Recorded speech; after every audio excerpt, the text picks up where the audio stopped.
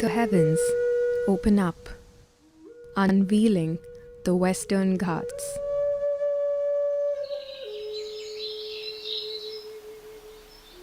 This is one of the world's biggest biodiversity hotspots. Kerala is a verdant land full of streams, lakes, rivers, mountains, forests, rich in biodiversity and home to many unique plants and animals. The beautiful Western Ghats are spread over 1,29,037 square kilometers. These mountainous forests are home to highly endangered creatures such as tigers, Nilgiri tars, lion-tailed macaws, and elephants.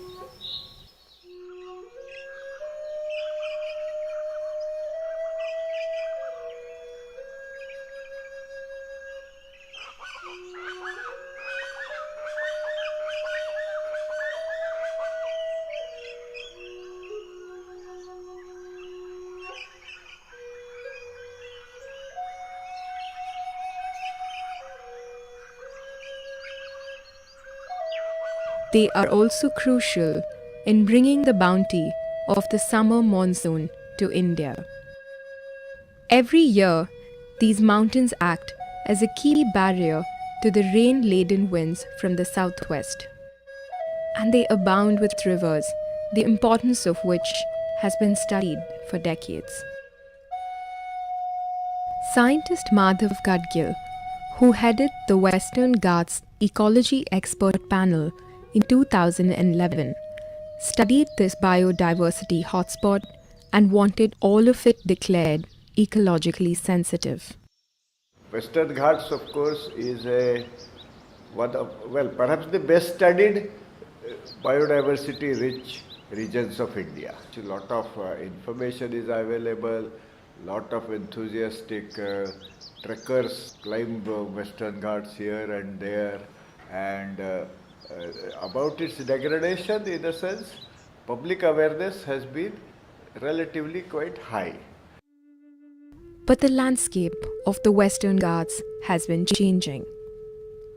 Once pristine forests, these mountains are today under tremendous pressure from a growing human population, deforestation, unsustainable extraction of resources, and altered rainfall patterns. The new monsoon trend has had a devastating effect on the ecology, as Kerala witnessed in 2018 and 19.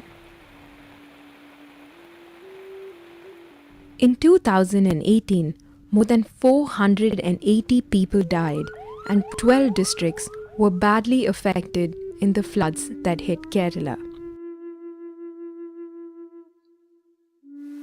The extreme rainfall in August 2018 in the catchments upstream of the three major reservoirs, Idukki, Kaki, and Periyar, produced a staggering effect, worsening the floods.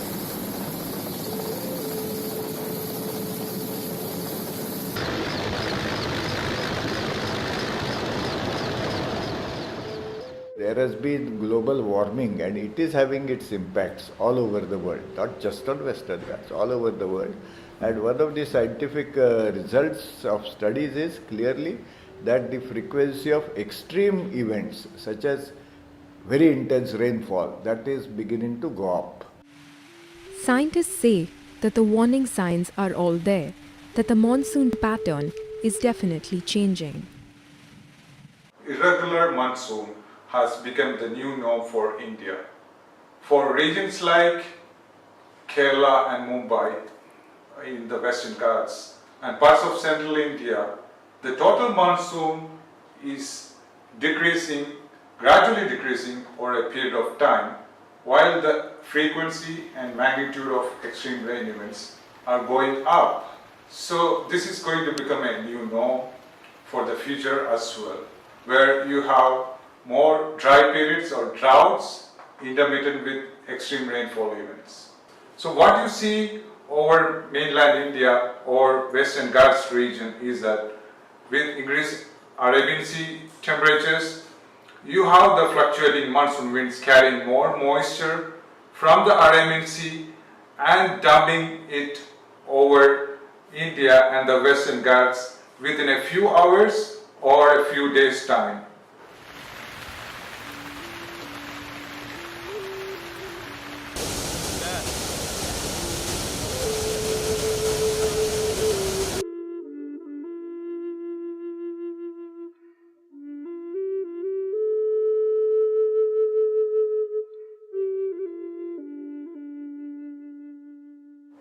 So for India, the total rainfall which we received during the monsoon season is showing a gradual decrease. You can see with this grey line.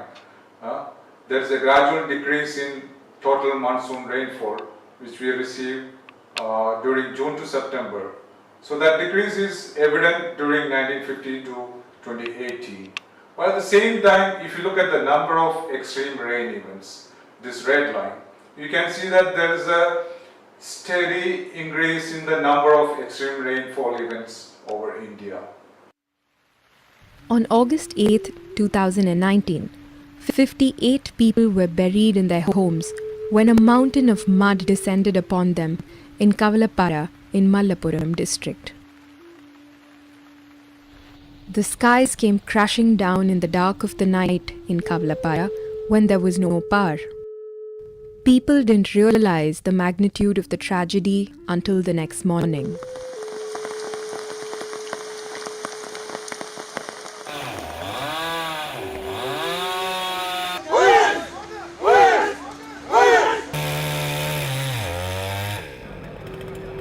Scenes of loss and trauma unfolded everywhere.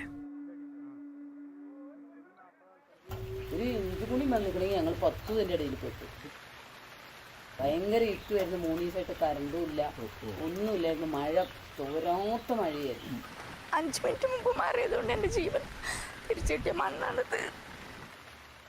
Shailaja decided to move away at 7:30 p.m., a decision that saved her life. Her neighbors and distant relatives were not as lucky. People realized that the mud had turned into a tide the previous night, swelling with the flood waters and sweeping down a mountainside on which stood a thin cover of rubber trees. There was a tsunami of mud. ഞങ്ങളത് എത്രയോ ദൂരെയാണ്, ഇപ്പം നമുക്ക് അടുത്ത് തോന്നുകയാണ്. എത്രയോ ദൂരെയാണത്. ഞാൻ ഇവിടെ വന്നിട്ട് 32 കൊല്ലമായിട്ടുണ്ട്. ഞാൻ ആ മല കണ്ടിട്ടില്ല അതുവരെ. The hills that had stood far away for years suddenly seemed to be at their doorstep, bold and imposing. 5 kilometers away from Kavalappara, in Padar, people were evacuated just before the landslides. This prevented the loss of many lives. As the flood waters coursed down further, they created their own path, removing houses, trees, and other obstructions, leaving only a trail of boulders, rubble, and shattered lives. Farmers who relied on the rubber trees lost their land. Their land was now strewn with immovable rocks, dirt, and debris. Their precious rubber trees had vanished.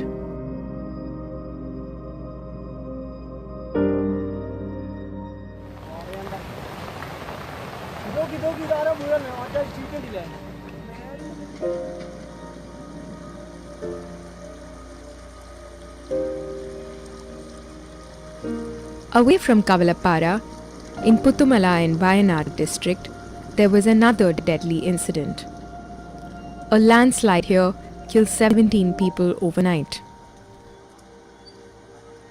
Puttumala is 11 kilometers from Mepadi and known for its tea estates. The land and houses were swept away across several kilometers, leaving a trail of destruction. As news of the destruction echoed across the country, with images flashing of rescuers digging through the rubble and mud looking for survivors, Dr. Gadgil visited the disaster-struck areas. His recommendations had earlier been rejected by the authorities. I think unfortunately we have a lawless society supported by the state's lawlessness. This is state's lawlessness that environmental impact assessment reports I have written elsewhere, completely fabricated reports are accepted and projects allowed to go on. This is government's lawlessness. When we are pointed out to ecologically highly sensitive areas, allowing disturbances to those areas again very negligently was in part responsible.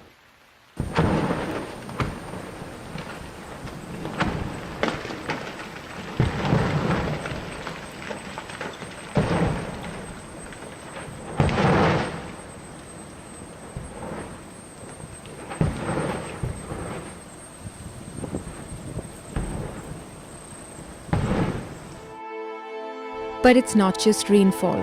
It is evident that mining also triggers landslides in the hills. Kerala has to tackle another major challenge: rock quarrying in the mountains, most of which is illegal. In his report, Dr. Gadgil had called for a halt to rock quarrying in the Ghats. Kerala, we are concerned more about the quarries, the number of quarries. We have 5,927 quarries in Kerala now. There will be more, but this is what is recorded by the Kerala Forest Research Institute. Out of that, less than 1,000 only is approved one, licensed one. Rest of them are all illegal. So the first sentence on this quarry business, what we said, illegal quarry should be immediately stopped. But nothing has happened even now also.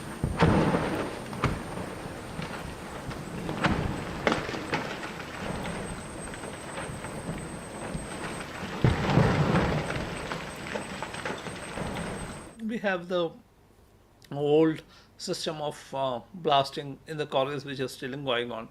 You make a big hole in the granite, fill it with explosives, blast it. Now when you blast it, the waves which it is causing spreads to long distance. And the sound waves, if you look at the sound waves, they travel the first in diamond. The next fastest medium is granite. Now whenever a blast happens, it becomes shaky. And at one point of time when there's a heavy rainfall and when the weight of the water is quite high, the soil just slides over.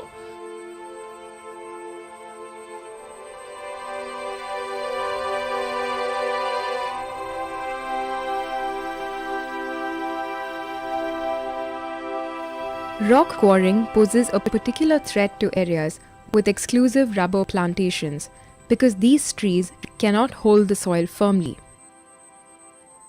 Heavy rain scoops the soil and takes it downhill.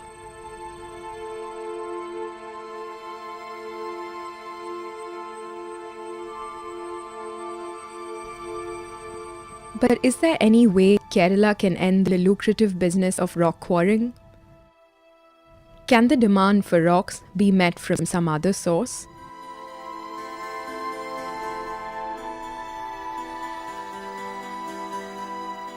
The amount of rocks, granite pieces, which we have put in Arabian Sea is huge. It has gone down. It's not doing any work over there. Now, if the government decides to take that granite back, that will be enough for many generations of consumptions to happen in Kerala. Mining is being done unduly negligently. Windmills are being set up everywhere and the roads to windmills are constructed unduly negligently. Because if there are landslides due to those roads to the windmills, all over you can see Western Ghats, there are landslides. relating to road construction for the windmills on top of the hills. The windmills get penalized in no way. Agricultural land we had about 8.75 lakh hectares in 1975. It has come down to 1.75 lakh last year. The environmental destruction and the monsoon disruption are a result of failed policies and a contempt for science. Today, they pose a threat to Kerala's food security, economic prosperity, and people's safety. In many places, after the storms receded, people began to remove the silt, clean up, and restore normalcy in their lives. But the question really is, are they safe in the future? We have been talking about sustainable development for ages, but nobody is practicing that properly. We have to now definitely by rule, this is what I said the Kerala government, you should pass a resolution, unanimous resolution in the assembly saying that Kerala will have only sustainable development program hereafter.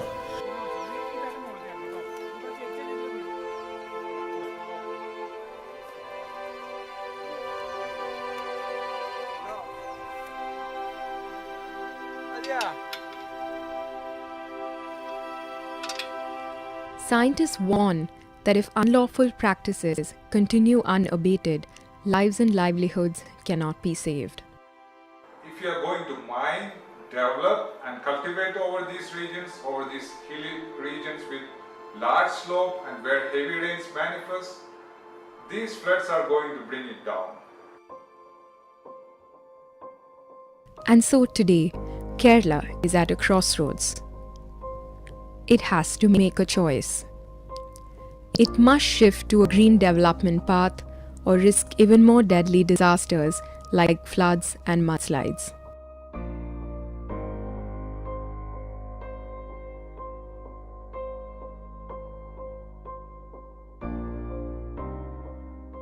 നമ്മുടെ പൂക്കൾക്ക് എന്ത് സംഭവിച്ചു, കുന്നുകൾക്ക് എന്ത് സംഭവിച്ചു, നമ്മളുടെ ജലാശയങ്ങൾക്ക് എന്ത് സംഭവിച്ചു, നമ്മളുടെ കാടുകൾക്ക് എന്ത് സംഭവിച്ചു, ഇതൊക്കെ വീണ്ടും വീണ്ടും നമ്മൾ വേദനയോടുകൂടി ഉത്കണ്ഠയോടുകൂടി നമ്മൾ ഓർക്കുന്ന അവസരങ്ങളിലാണ് ഇപ്പോൾ നാം നിൽക്കുന്നത്.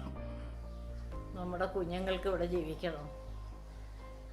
നമുക്ക് പണം ഉണ്ടാക്കിയ പോരാ, ഈ തലമുറയ്ക്ക് കൂടുതൽ പണം ഉണ്ടാക്കിയ പോരാ. നമ്മുടെ മക്കൾക്ക് വേണ്ടി ഈ കേരളത്തെ ഇവിടെ നിലനിൽക്കാൻ അനുവദിക്കണം. വൻപണക്കാർക്കും ക്വാറി ഉടമകൾക്കും വലിയ രാഷ്ട്രീയ പാർട്ടികൾക്കും ഉദ്യോഗസ്ഥന്മാർക്കും എല്ലാം മാത്രം പണം ഉണ്ടാക്കി സുഖമായിട്ട് കുറച്ച് വർഷം ഇരുന്നിട്ട് പോകാമെന്ന് വിചാരിക്കരുത്. കുഞ്ഞുങ്ങളുണ്ട് മുമ്പിൽ, അവരുടേതാണ് ഇതൊക്കെ, മറന്നു പോകരുത്. മഹാപാപമാണ് ഈ ചെയ്യുന്നത്, പശ്ചിമഘട്ടത്തോട് ചെയ്യുന്ന മഹാപാപമാണ്. ഇതിൽ മതം കലർത്തരുത്, ഇതിൽ വർഗീയത കലർത്തരുത്. എല്ലാം ഉരുൾപൊട്ടലുണ്ടാകുമ്പോൾ, മഹാപ്രളയം വരുമ്പോൾ അവിടെ ഹിന്ദുവാണോ ക്രിസ്ത്യാനിയാണോ മുസ്ലിമാണോ എന്ന് ആരും നോക്കില്ല. അത് ഈശ്വരൻ്റെ ശിക്ഷയായിട്ട് വരും. പ്രകൃതിയും ഈശ്വരനും ഒന്നാണ് എന്ന് വിശ്വസിക്കുന്ന ആളാണ് ഞാൻ.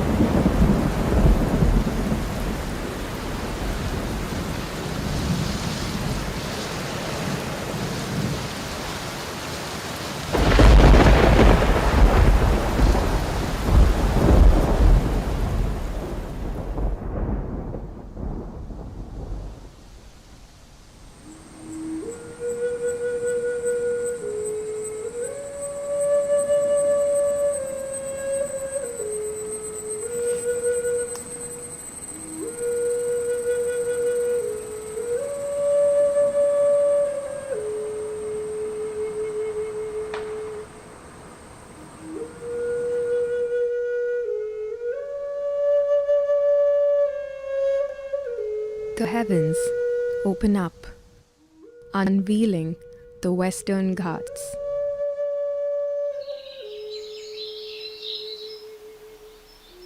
This is one of the world's biggest biodiversity hotspots.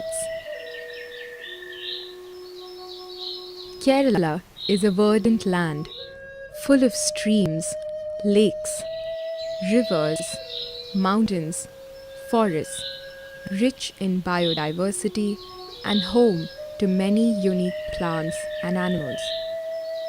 The beautiful Western Ghats are spread over 1,29,037 square kilometers. These mountainous forests are home to highly endangered creatures such as tigers, Nilgiri tars, lion-tailed macaws, and elephants.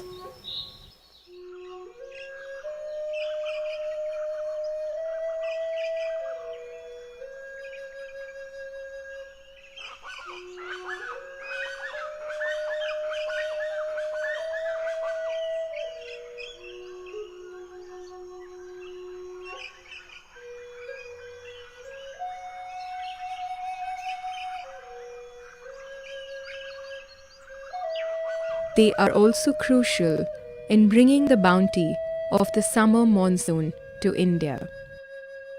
Every year, these mountains act as a key barrier to the rain-laden winds from the southwest. And they abound with rivers, the importance of which has been studied for decades. Scientist Madhav Gadgil, who headed the Western Ghats Ecology Expert Panel in 2011, studied this biodiversity hotspot and wanted all of it declared ecologically sensitive. Western Ghats, of course, is perhaps the best studied biodiversity rich regions of India. A lot of information is available, lot of enthusiastic trekkers climb Western Ghats here and there, and about its degradation, in a sense, public awareness has been relatively quite high. But the landscape of the Western Ghats has been changing. Once pristine forests, these mountains are today under tremendous pressure from a growing human population, deforestation, unsustainable extraction of resources, and altered rainfall patterns. The new monsoon trend has had a devastating effect on the ecology, as Kerala witnessed in 2018 and 19.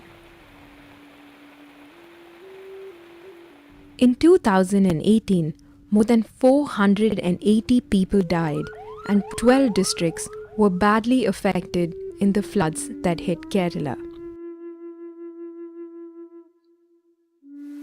The extreme rainfall in August 2018 in the catchments upstream of the three major reservoirs, Idukki, Kaki, and Periyar, produced a staggering effect, worsening the floods.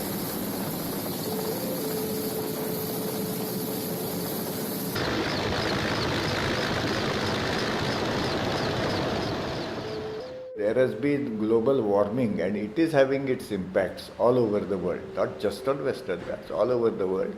And one of the scientific results of studies is clearly that the frequency of extreme events such as very intense rainfall, that is beginning to go up.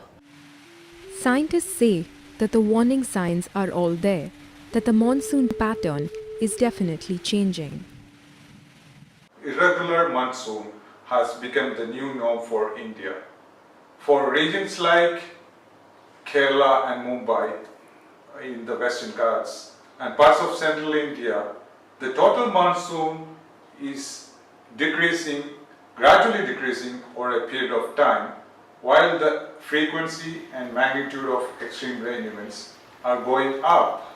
So this is going to become a new norm for the future as well, where you have more dry periods or droughts intermittent with extreme rainfall events. So what you see over mainland India or Western Ghats region is that with increased Arabian Sea temperatures, you have the fluctuating monsoon winds carrying more moisture from the Arabian Sea and dumping it over India and the Western Ghats within a few hours or a few days' time.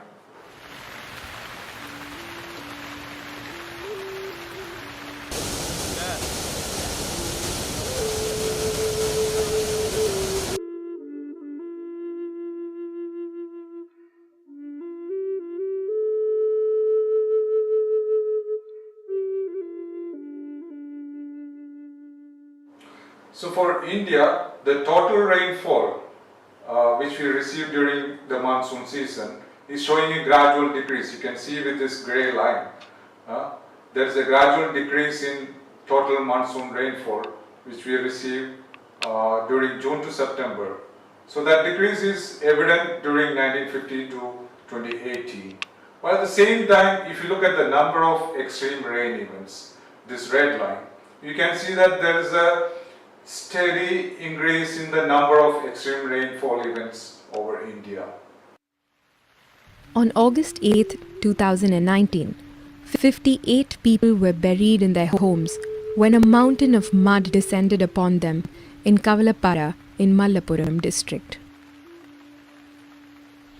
The skies came crashing down in the dark of the night in Kavalappara when there was no power. People didn't realize the magnitude of the tragedy until the next morning.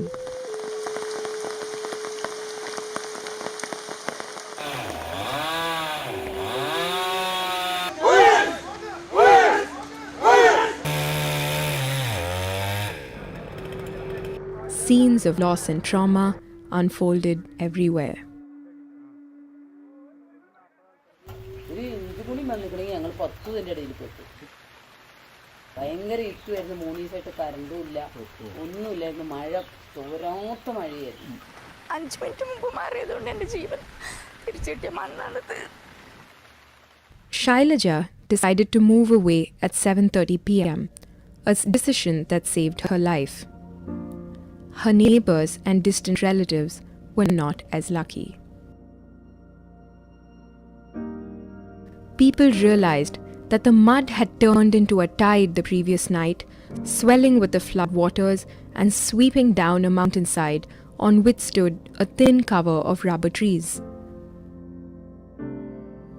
There was a tsunami of mud. ഞങ്ങളിത് എത്രയോ ദൂരെയാണ്. ഇപ്പം നമുക്ക് അടുത്ത് തോന്നുകയാണ്. എത്രയോ ദൂരെയാണത്. ഞാൻ ഇവിടെ വന്നിട്ട് 32 കൊല്ലമായിട്ടുണ്ട്. ഞാൻ ആ മല കണ്ടിട്ടില്ല അതുവരെ. The hills that had stood far away for years suddenly seemed to be at their doorstep, bold and imposing.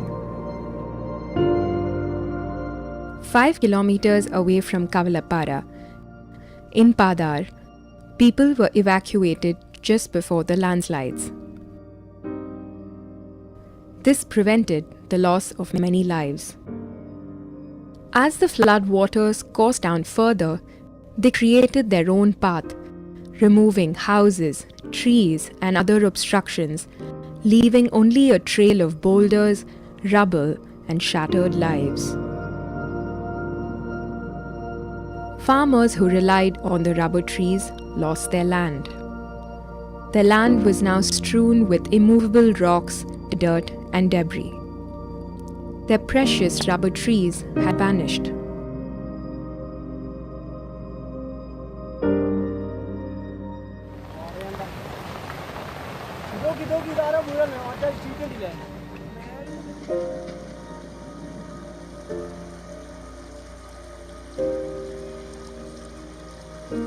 Away from Kavalappara, in Puttumala in Wayanad district, there was another deadly incident. A landslide here killed 17 people overnight.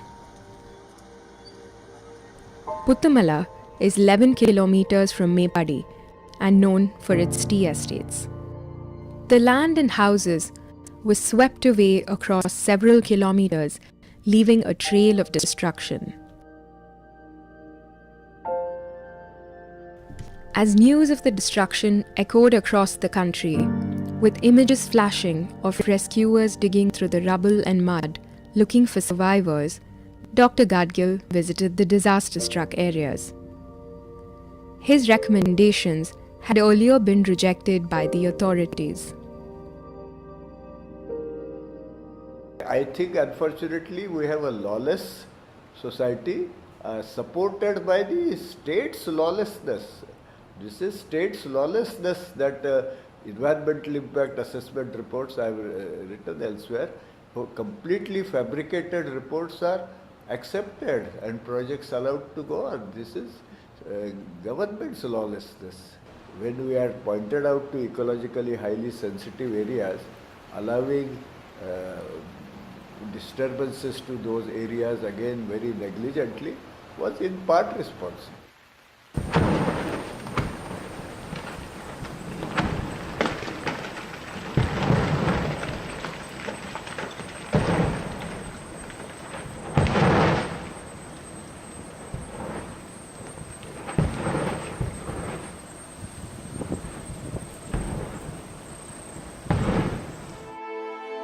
But it's not just rainfall. It is evident that mining also triggers landslides in the hills. Kerala has to tackle another major challenge: rock quarrying in the mountains, most of which is illegal. In his report, Dr. Gadgil had called for a halt to rock quarrying in the Ghats. Kerala, we are concerned more about the quarries, the number of quarries. We have 5,927 quarries in Kerala now. There will be more, but this is what is recorded by the Kerala Forest Research Institute. Out of that, less than 1,000 only is approved one, licensed one. Rest of them are all illegal. So the first sentence on this quarry business, what we said, illegal quarry should be immediately stopped. But nothing has happened even now also.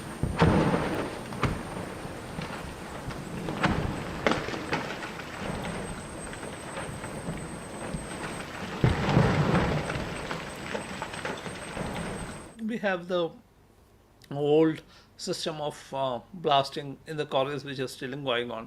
You make a big hole in the granite, fill it with explosives, blast it. Now when you blast it, the waves which it is causing spreads to long distance. And the sound waves, if you look at the sound waves, they travel the first in diamond. The next fastest medium is granite. Now whenever a blast happens, it becomes shaky. And at one point of time when there's a heavy rainfall and when the weight of the water is quite high, the soil just slides over.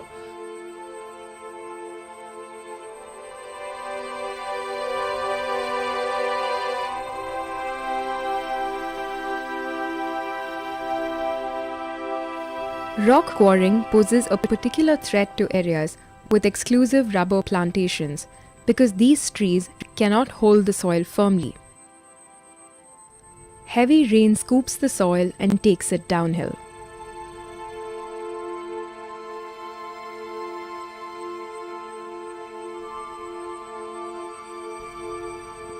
But is there any way Kerala can end the lucrative business of rock quarrying? Can the demand for rocks be met from some other source?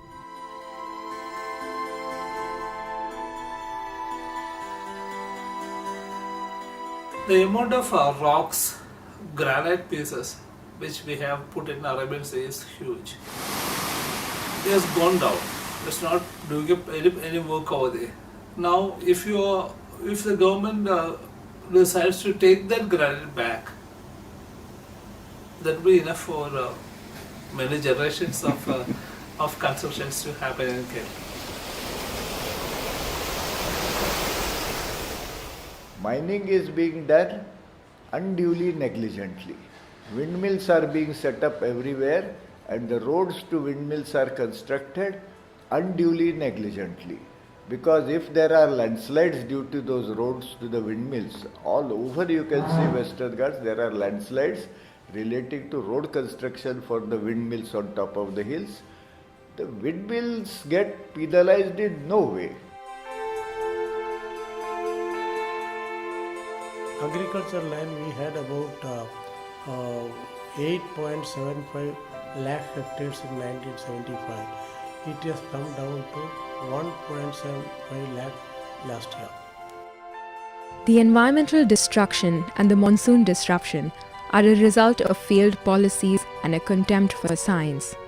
Today, they pose a threat to Kerala's food security, economic prosperity, and people's safety. In many places, after the storms receded, people began to remove the silt, clean up, and restore normalcy in their lives. But the question really is, are they safe in the future? We have been talking about sustainable development for ages, but nobody is practicing that properly. We have to now definitely by rule, this is what I said the Kerala government, we should pass a resolution, unanimous resolution in the assembly saying that Kerala will have only sustainable development program hereafter.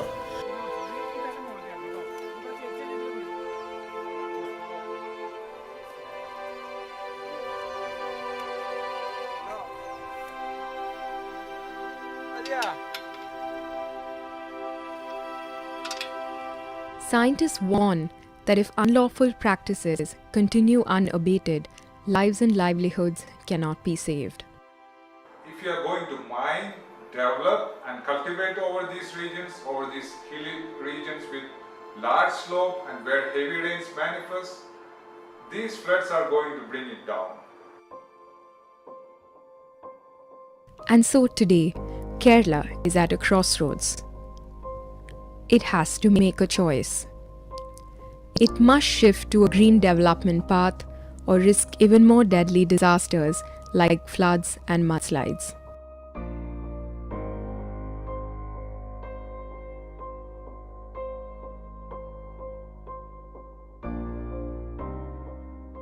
നമ്മുടെ പൂക്കൾക്ക് എന്ത് സംഭവിച്ചു, കുന്നുകൾക്ക് എന്ത് സംഭവിച്ചു, നമ്മളുടെ ജലാശയങ്ങൾക്ക് എന്ത് സംഭവിച്ചു, നമ്മളുടെ കാടുകൾക്ക് എന്ത് സംഭവിച്ചു, ഇതൊക്കെ വീണ്ടും വീണ്ടും നമ്മൾ വേദനയോടുകൂടി ഉത്കണ്ഠയോടുകൂടി നമ്മൾ ഓർക്കുന്ന അവസരങ്ങളിലാണ് ഇപ്പോൾ നാം നിൽക്കുന്നത്. നമ്മുടെ കുഞ്ഞുങ്ങൾക്ക് ഇവിടെ ജീവിക്കണം. നമുക്ക് പണം ഉണ്ടാക്കിയ പോരാ, ഈ തലമുറയ്ക്ക് കൂടുതൽ പണം ഉണ്ടാക്കിയ പോരാ. നമ്മുടെ മക്കൾക്ക് വേണ്ടി ഈ കേരളത്തെ ഇവിടെ നിലനിൽക്കാൻ അനുവദിക്കണം. വൻപണക്കാർക്കും ക്വാറി ഉടമകൾക്കും വലിയ രാഷ്ട്രീയ പാർട്ടികൾക്കും ഉദ്യോഗസ്ഥന്മാർക്കും എല്ലാം മാത്രം പണം ഉണ്ടാക്കി സുഖമായിട്ട് കുറച്ച് വർഷം ഇരുന്നിട്ട് പോകാൻ വിചാരിക്കരുത്. കുഞ്ഞുങ്ങളുണ്ട മുമ്പിൽ അവരുടേതാണിതൊക്കെ, മറന്നു പോകരുത്. മഹാപാപമാണ് ഈ ചെയ്യുന്നത്, പശ്ചിമഘട്ടത്തോട് ചെയ്യുന്ന മഹാപാപമാണ്. ഇതിൽ മതം കലർത്തരുത്, ഇതിൽ വർഗീയത കലർത്തരുത്. എല്ലാം ഉരുൾപൊട്ടലുണ്ടാകുമ്പോൾ, മഹാപ്രളയം വരുമ്പോൾ അവിടെ ഹിന്ദുവാണോ ക്രിസ്ത്യാനിയാണോ മുസ്ലിമാണോ എന്ന് ആരും നോക്കില്ല. അത് ഈശ്വരൻ്റെ ശിക്ഷയായിട്ട് വരും. പ്രകൃതിയും ഈശ്വരനും ഒന്നാണ് എന്ന് വിശ്വസിക്കുന്ന ആളാണ് ഞാൻ.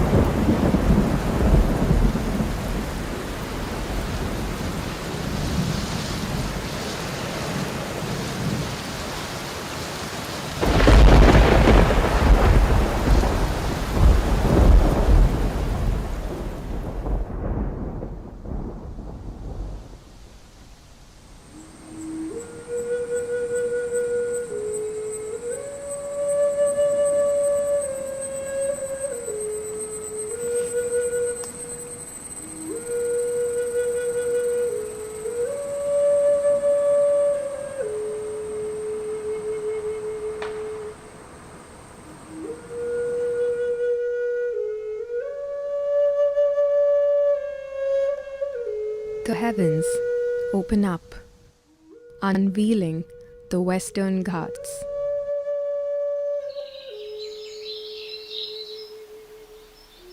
This is one of the world's biggest biodiversity hotspots.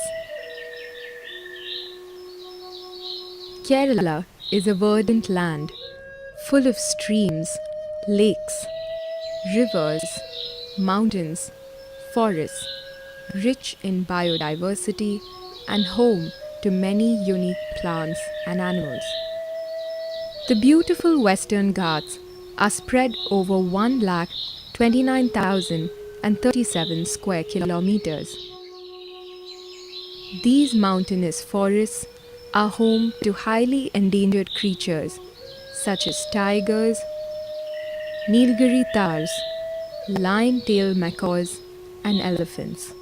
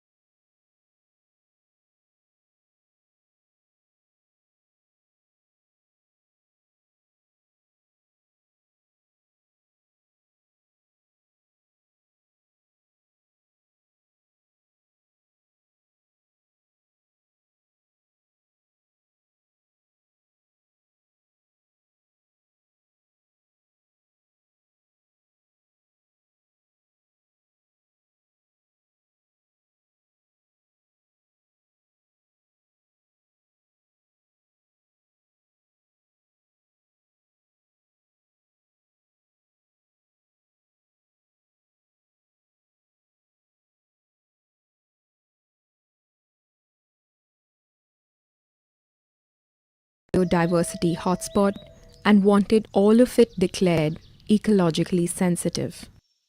Western Ghats, of course, is one of, well, perhaps the best studied biodiversity rich regions of India. A lot of information is available, lot of enthusiastic trekkers climb Western Ghats here and there, and about its degradation, in a sense, public awareness has been relatively quite high.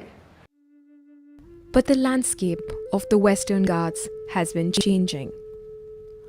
Once pristine forests, these mountains are today under tremendous pressure from a growing human population, deforestation, unsustainable extraction of resources, and altered rainfall patterns.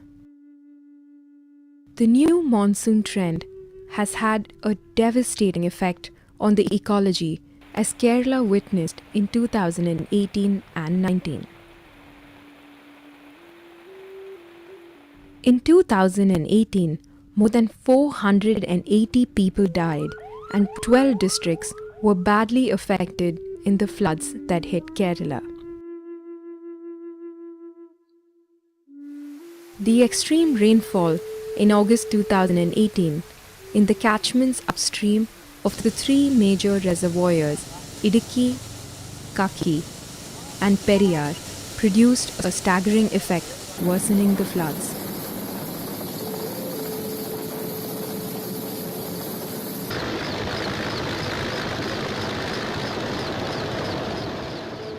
There has been global warming and it is having its impacts all over the world, not just on Western. अभी आवाज आई And one of the है ना? scientific results of studies is तो clearly इसमें that mute the अभी frequency of extreme events such as very intense rainfall that is beginning to go up. Scientists say that the warning signs are all there, that the monsoon pattern is definitely changing. Irregular monsoon has become the new norm for India. For regions like Kerala and Mumbai in the Western Ghats and parts of central India, the total monsoon is decreasing, gradually decreasing over a period of time, while the frequency and magnitude of extreme rain events are going up. So this is going to become a new norm for the future as well, where you have more dry periods or droughts intermittent with extreme rainfall events. So what you see over mainland India or Western Ghats region is that with increased Arabian Sea temperatures, you have the fluctuating monsoon winds carrying more moisture from the Arabian Sea and dumping it over India and the Western Ghats within a few hours or a few days' time.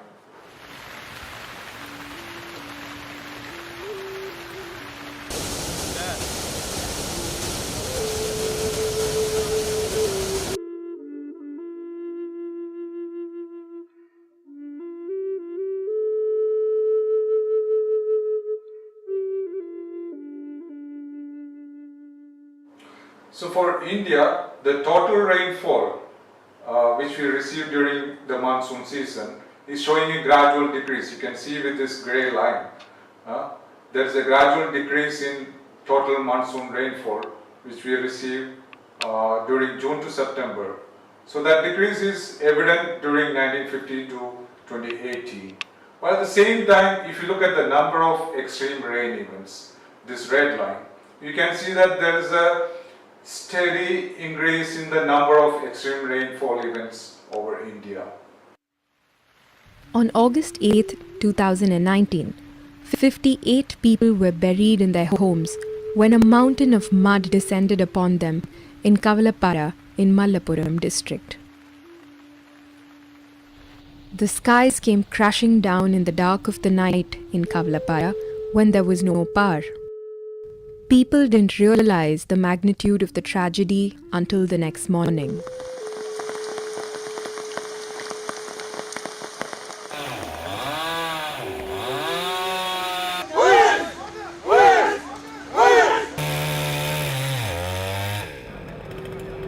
Scenes of loss and trauma unfolded everywhere. ഒരു inch കൂടി വന്നിക്കണമെങ്കിൽ ഞങ്ങൾ 10 ഇതിൻ്റെ ഇടയിൽ പെട്ടു. ഭയങ്കര ഇട്ടുമായിരുന്നു. 3 ദിവസമായിട്ട് കറണ്ടും ഇല്ല, ഒന്നുമില്ലായിരുന്നു. മഴ തോരാത്ത മഴയായിരുന്നു. 5 മിനിറ്റ് മുമ്പ് മാറിയതുകൊണ്ട് എൻ്റെ ജീവൻ തിരിച്ചു കിട്ടിയ മണ്ണാണിത്. Shailaja decided to move away at 7:30 p.m., a decision that saved her life. Her neighbors and distant relatives were not as lucky. People realized that the mud had turned into a tide the previous night, swelling with the flood waters and sweeping down a mountainside on which stood a thin cover of rubber trees. There was a tsunami of mud. ഞങ്ങളിത് എത്രയോ ദൂരെയാണ്. ഇപ്പം നമുക്ക് അടുത്ത് തോന്നുകയാണ്. എത്രയോ ദൂരെയാണത്. ഞാൻ ഇവിടെ വന്നിട്ട് 32 കൊല്ലമായിട്ടുണ്ട്. ഞാൻ ആ മല കണ്ടിട്ടില്ല അതുവരെ. The hills that had stood far away for years suddenly seemed to be at their doorstep, bold and imposing. 5 kilometers away from Kavalappara, in Padar, people were evacuated just before the landslides. This prevented the loss of many lives. As the flood waters coursed down further, they created their own path, removing houses, trees, and other obstructions, leaving only a trail of boulders, rubble, and shattered lives. Farmers who relied on the rubber trees lost their land. Their land was now strewn with immovable rocks, dirt, and debris. Their precious rubber trees had vanished.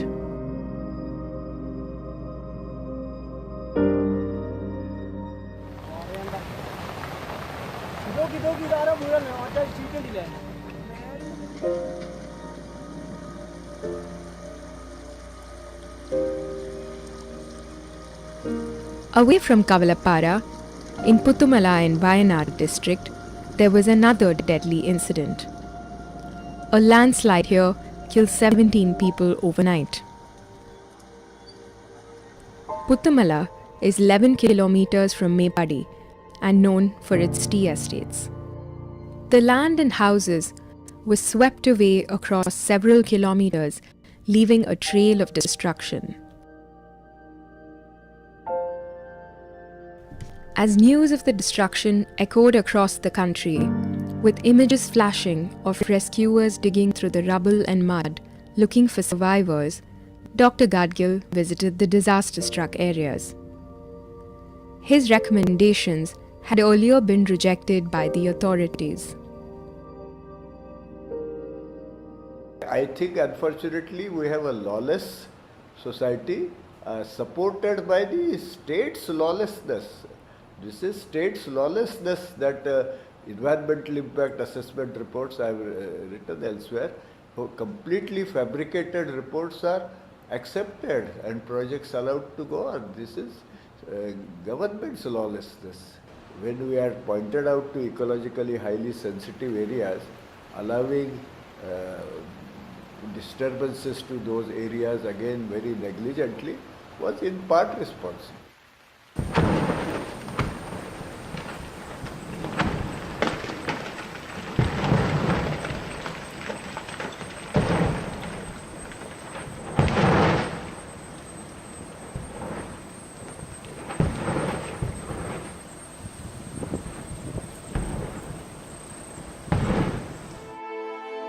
But it's not just rainfall. It is evident that mining also triggers landslides in the hills. Kerala has to tackle another major challenge: rock quarrying in the mountains, most of which is illegal. In his report, Dr. Gadgil had called for a halt to rock quarrying in the Ghats. Kerala, we are concerned more about the quarries, the number of quarries. We have 5,927 quarries in Kerala now. There will be more, but this is what is recorded by the Kerala Forest Research Institute.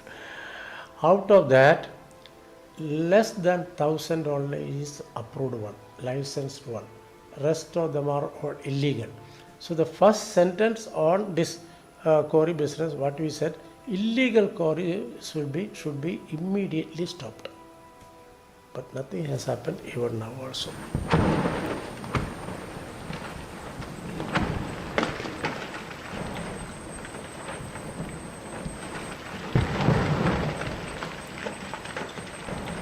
We have the old system of blasting in the quarries which are still going on.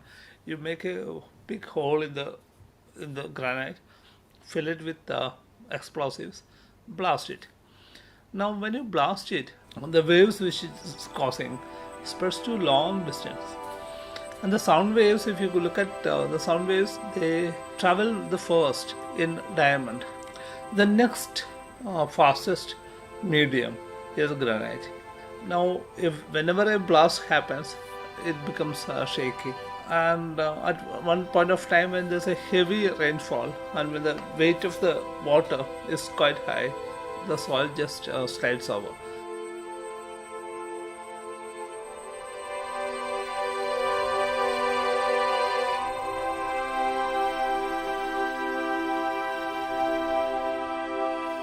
Rock quarrying poses a particular threat to areas with exclusive rubber plantations because these trees cannot hold the soil firmly.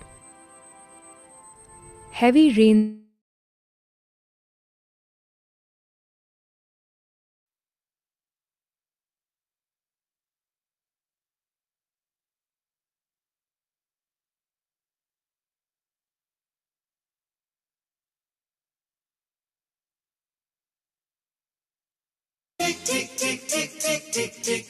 कसम ये खाए रे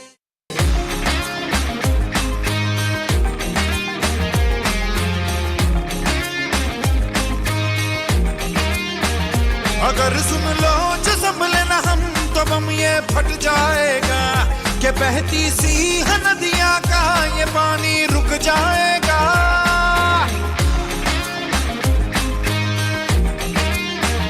अगर सुन लो जो संभले ना हम तो बम ये फट जाएगा कि बहती सी नदियां का ये पानी रुक जाएगा कि कर दो रहम धरती का ये दम भी घुट जाएगा कि कुदरत की नस नस में जहर ये बस जाएगा प्लास्टिक के हम सब मोहताज हैं कैसा ये समाज है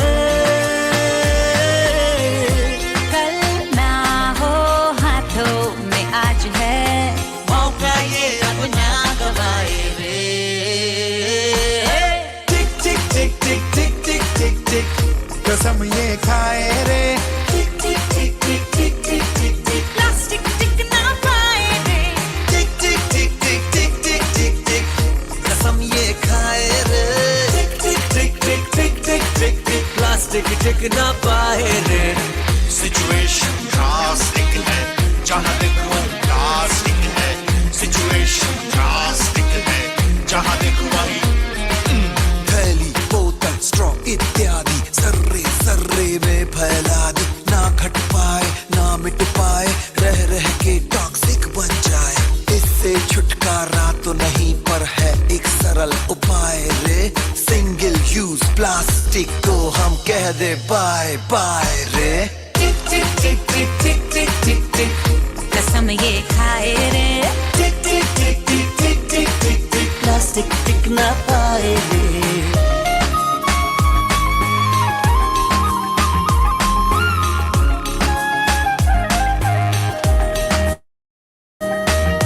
हम जो मिलकर ठान ले अगर वक्त ये बदल जाएगा कि इस धरती के कांधे से ये बोझा हट जाएगा।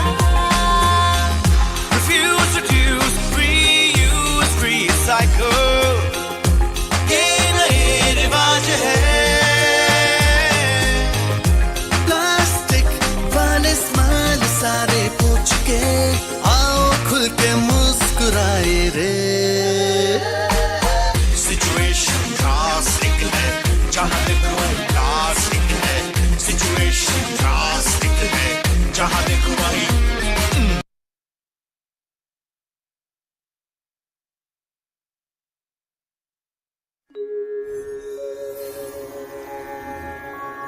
वक्रतुंड महाकाय, वक्रतुंड महाकाय, सूर्यकोटि समप्रभ, निर्विघ्नं कुरु मे देव, सर्वकार्येषु सर्वदा।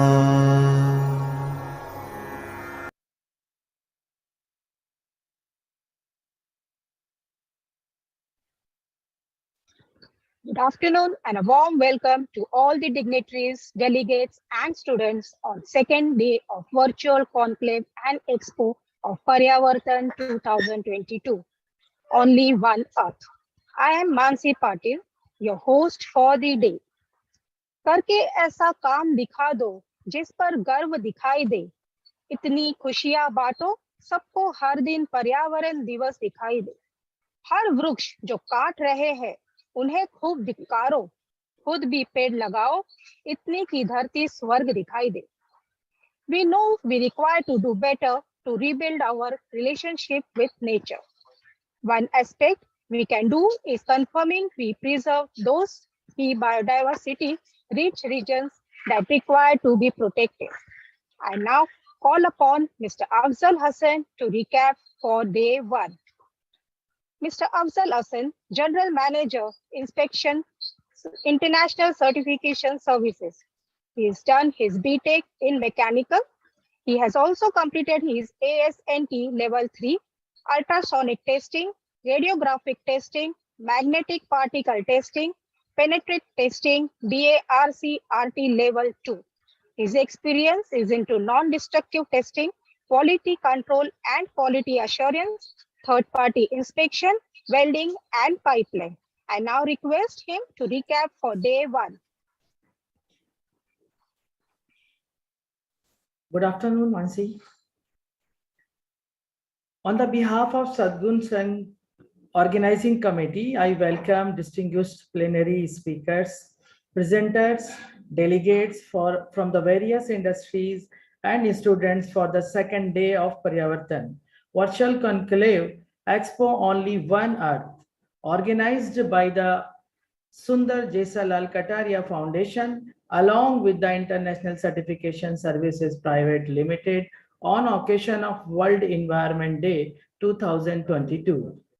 Before coming to today's technical symposia, let's have a quick recap of symposia for the day one, which was dedicated for the renewable resource of energy, environmental concerns, and nuclear powers.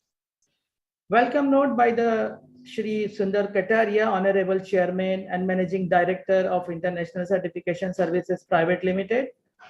Keynote address of this symposium was given by Honorable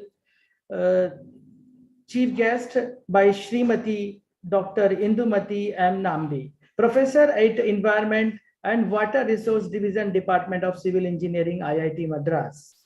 She enlightened us on the renewable resource of energy to protect the earth, environment, water, and other natural resources. 4 other speakers have also presented their thoughts and experience. Mr. Richard and Bright, Director Network for Certification and Conservation of Forest, has explained about Carbon Registry India and how the Carbon Registry provide the platform to the organizations to track, manage, and trade greenhouse gases and emissions. Second speaker was Mr. BVS Shekhar, who is Associate Director in NPCL, has explained the environment concern about the nuclear power, how to mitigate the climate changes and reduce the greenhouse gas emissions. Our third speaker was Mr. Srinivasan, former Vice Chairman, Atomic Energy Regulatory Board. He explained whether the nuclear power a destroyer or protector. The fourth speaker was Mr. Dr. S.K. Malhotra, Secretary, India Nuclear Society. He explained about the India's Mission Zero Emission by 2070 strategy and technologies options. Goal of creating environmental awareness and promoting the environmental education is to develop a world population that is aware of, concern about environment and its associated problem, and which has the knowledge, skill, attitude, motivations, commitment to work individually and collectively toward the solution of current problem and the prevention of new one, and do not degrade environment but conserve it for the future. We need to save our environment and ecosystem, ourselves and our future generation. I once again welcome to all and thank you for sparing your valuable time to attend this conclave. Thank you. Over to Hansi. Thank you, Afzalji, for a beautiful recap for day one.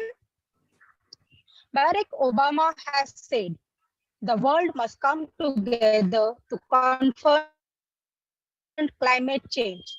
There is a little scientific dispute that if we do not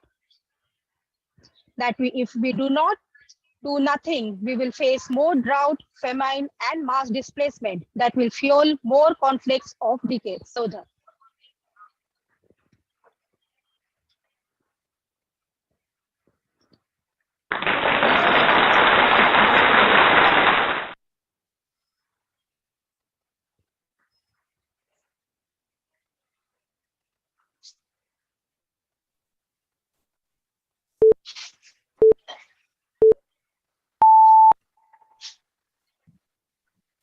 good afternoon.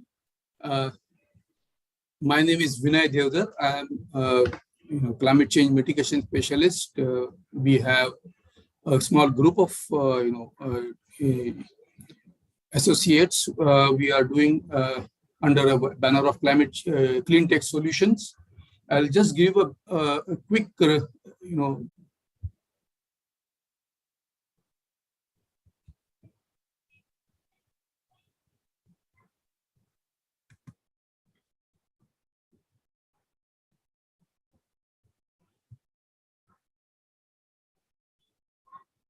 I hope you can see my screen. Hello? yes, sir. Okay. See, basically a quick recap of what we are doing. We are a professional consulting organization, which we provide service to industry, banks and financial institutions, bilateral and multilateral funding agencies. We are specializing into cleaner techno-commercial solutions with a thrust on implementable solutions in effective and affordable options. And we would like to our efforts result in bankable projects. The areas that we look at are cleaner production technologies, clean energy projects, waste to energy, carbon finance, advisory services on ISO 14000 compliant environment management systems, and ISO 50001 compliant ENMS, energy management systems. We also provide services for solid waste, wastewater treatment projects, energy generation technologies, and relevant to today's topic, we are into the climate finance solutions for mitigation and adaptation projects. You can find more details on our website, cts-india.net. Now, straight away jumping into the genesis of Paris Agreement, you all know that the Earth's climate is actually a greenhouse, which has several gases which are termed loosely as greenhouse gases. The major one being the carbon dioxide, and there are smaller quantities of moisture and other gases like N2O and trace gases. Since the evolution of the humankind, the concentration of carbon dioxide has remained constant almost. You can see the line which is up to almost 1900, that the onset of the 20th century. But roughly after the Industrial Revolution started, the concentration of greenhouse gases started changing and carbon dioxide emissions increased gradually. But if you can see, since the mid of the 20th century, roughly 1950 onwards, that is just after the World War II, the slope of this graph has become so steep, and this is almost congruent with the rise of the carbon dioxide concentration. There is a laboratory which is based in Hawaii Island, which is measuring carbon dioxide dissolved in the ice shelves. And these are the readings based on that. So currently the concentration of carbon dioxide is, as you would have all known, roughly about 420 ppm. And the temperature has increased significantly to almost 1.1 degrees above the normal since the onset of the Industrial Revolution. So what is the international community doing about it? See, the first, there was a conference held in 1979, which first time, recognized climate change as a serious problem that could gather serious proportions. A number of international conferences focusing on climate change were held in the late 80s and 1990s, which led, International Panel on Climate Change, the IPCC, released its first assessment report in 1990 that measured the carbon dioxide and the impacts of the greenhouse gases. The UNFCCC was signed by 154 states in the famous Earth Summit, which was held in Rio de Janeiro in 1992. It actually entered into force on 21st March in 1994, which is about 2 years after the negotiations. Both the developed and the developing countries accept the number of general commitments at that time. The principle, famously known as Common but Differentiated Responsibilities, or CBDR for short, it states and assigns the responsibilities that lead into combating climate change to developing countries as well as developed countries. The second report published by IPCC in 1995 and third report was published early 2001. Industrialized countries, they decided to undertake several specific commitments for adopting policies and measures aimed at returning their greenhouse gas emission to 1990 levels. It was the basis. The convention established, the UNFCCC established two bodies which are called as SBSTA and SBI for short. One of the bodies is Scientific and Technological Advice, and the other is the body for implementing the decisions of the UNFCCC. This Conference of Parties, COP, which is the supreme body under the climate change negotiations, and it has met every year since the first conference held in 1995. called COP1. Since then, last year in Glasgow, it was the COP26. So 26 meetings have taken place, of which the COP3, which was done in 1997, is famous for Kyoto Protocol, Kyoto Protocol was signed in that year. And COP21, which is famous for Paris Agreement, they are the significant meetings. See, basically, markets as a force for combating climate change was first thought of in 1997 with the signing of Kyoto Protocol. Kyoto Protocol was signed in Kyoto at the third conference of parties, and it is the first cap and trade mechanism which was at the international level. Before that, there were mechanisms in the other markets. For example, for the acid rain projects, there were cap and trade mechanisms. The basic tenet of this cap and trade mechanism is to put an upper limit on emissions by industrial nations and allow them to invest. They can do it in their own countries, or they can invest in offsets elsewhere. This is the main tenet of the carbon market. So the target to bring down GHG emission levels to 5.2% below the levels that prevailed in base year, which was 1990, was to be demonstrated in the first target period of 2008 to 12. So there were legally binding, quantified emission limitation or reduction commitments, which were put on the industrialized nations. They were termed as Annex 1 countries, 38 countries. The Kyoto Protocol established three flexible mechanisms. First one is joint implementation. The second one is international emission trading. And the third one is the clean development mechanism. These three address different targets. The joint implementation is between two Annex 1 countries, whereas the CDM, as you all know, is between a developing country and a developed country, which is developed countries are in Annex 1. So what has CDM achieved? CDM and Kyoto, joint implementations. It's CDM, as of last year, they had registered about 7,800 projects and program of activities 349. Program of activities enabled number of projects of same nature, same areas into one particular program. So that was a mechanism which was developed under CDM. And the commodity was called as Certified Emission Reduction, or CER for short. There were around 2.2 billion, more than 2 billion CERs have been issued so far. Compared to that, JIA has not been that successful. Only 648 projects were registered, and the commodity in that is emission reduction units. This is called ERUs. They were around 872 million ERUs were issued. The first time the emission limitations reductions were monetized. This is the first time. And it built an elaborate system of identifying, quantifying emission reductions from 15 diverse sectors. Yesterday, there was a presentation I saw, and they listed out those 15 sectors. Those are the main areas, sectoral scopes, under which CDM projects are registered.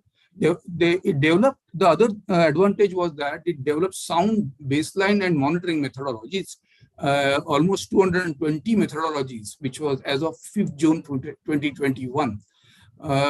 It also developed what is called as MRV protocols, monitoring, reporting, and verification protocols. It built a mammoth electronic registry of projects and emission reductions. It developed a large cadre of expert desk reviewers, assessors, accredited entities, and whatnot. It catalyzed several other emission trading programs like EU ETS, Gold Standard, Vera, Climate Action Reserve, Japanese Joint Trading Mechanism, and latest one is the Global Carbon Council. What are the limitations of the Kyoto Protocol? The market size, at the outset itself, there was a setback because US decided not to, ratify the Kyoto Protocol.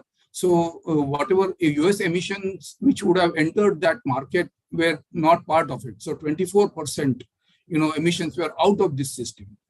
While proving additionality challenging, there is a criticism that some of the registered projects have doubtful additionality. I will briefly, explain what is additionality. There are, categories of called as unilateral CDM projects, which means that there is only a seller side that is the project developer, host country, but there is no buyers, party involved in this project. And actually, it was supposed to be between two parties, but this mechanism allowed for unilateral development projects, and the very purpose of collaboration was watered down. In fact, for example, India, we had 1765 registered projects, only 610 are bilateral, meaning there are buyers in that projects. ZIA was shadowed with due to low offtake. Main buyers from the CDM program were EU and Japan only, because other Annex 1 countries were not very enthusiastic about this program, and all this resulted into lower price for CERs in comparison with EU. UA is a EU emission reduction program is a very stringent program, and their commitments were very compulsory. So it had a good price. It has still a good price. So there were two commitment periods under Kyoto Protocol, 2008 to 2012, which was a kind of an enthusiasm period, because so much enthusiasm was present at that time. And second period was roughly between 2013 to 18. It was almost like a disappointment because the projects did not, and because of the market size reduction, the projects were not many. So Annex 1 nation demanded about level playing, especially with large developing countries like India, China, and which had a growing emission footprint. So these main drawbacks were these three, and the CBDR and respective capabilities in the light of was slowly adopted. Developing countries demanded financial support to the tune of $100 billion per year to meet their ambitions. So what is then from 2015, discussions started on a more inclusive mechanism, and that's what started at the COP21. COP21 signed the Paris Agreement. It was held in Paris in 2015. It is a legally binding international treaty on climate change. It was adopted by 196 parties at COP21. It entered into force on 4th November 2016 on ratification by 55 parties, contributing to 55% global GHG emissions. The goal is to limit the global warming to well below 2 degrees centigrade and pursuing efforts to reach below 1.5 degrees. It is a landmark agreement, as it is binding agreement that brings all nations into a common cause of combating climate change. And 191 countries is the more successful than Kyoto Protocol. 191 countries out of 197 have ratified Paris Agreement. What are the salient features of Paris Agreement? Initially intended, nationally determined contributions were to be submitted before COP22, and parties to submit NDCs every 5 years. NDCs is what the nation can do on their own, because unlike Kyoto Protocol, in the Paris Agreement is binding on all the parties uniformly. In NDC, countries communicate their actions to reduce GHG emissions, to reach the goals of Paris Agreement, build resilience to adapt to the impacts of climate change. These are the two aspects of the NDCs. The successive NDCs have to be fair and ambitious in the light of parties' national circumstances. So parties communicate by 2020, their mid-century, they were to communicate by 2020, but I'll come to that, what is the actual status. The Paris Agreement leaves it to parties to decide their approach. It is a voluntary kind of actions, not unlike the Kyoto Protocol, where it specified how much reduction they have to achieve. The salient features further are, it provides for a framework for financial, technical, and capacity building support. It developed countries to provide climate finance to the less endowed and vulnerable countries. It establishes technology framework. It places greater emphasis on climate-related capacity building and responsibilities all parties, but differentiated still. Under the Paris Agreement, under the Article 6, paragraph 4, so shortly it's called as Article 6.4 mechanism, which is very similar to the CDM. Everything is similar with subtle differences. So it was to promote mitigation of GHG emissions while fostering sustainable development. incentivize facilitate participation in the mitigation and of GHG emissions by entities, contribute to reductions in emission levels of the host party. Host party is the party which hosts a project and resulting into emission reductions that can also be used by another party to fulfill their own NDCs. Striking similarities between CDM and this mechanism. However, the participation here is voluntary. Modalities and procedures are being decided. Now, this was the status last year that it was supposed to be, implemented. Besides the market mechanisms, the Paris Agreement also has a non-market approaches. And these are specified under Article 6.8 and 6.9. It is actually integrated, holistic, balanced NMAs, which are available to the parties to assist in. So it is not a restrictive only to the market mechanisms.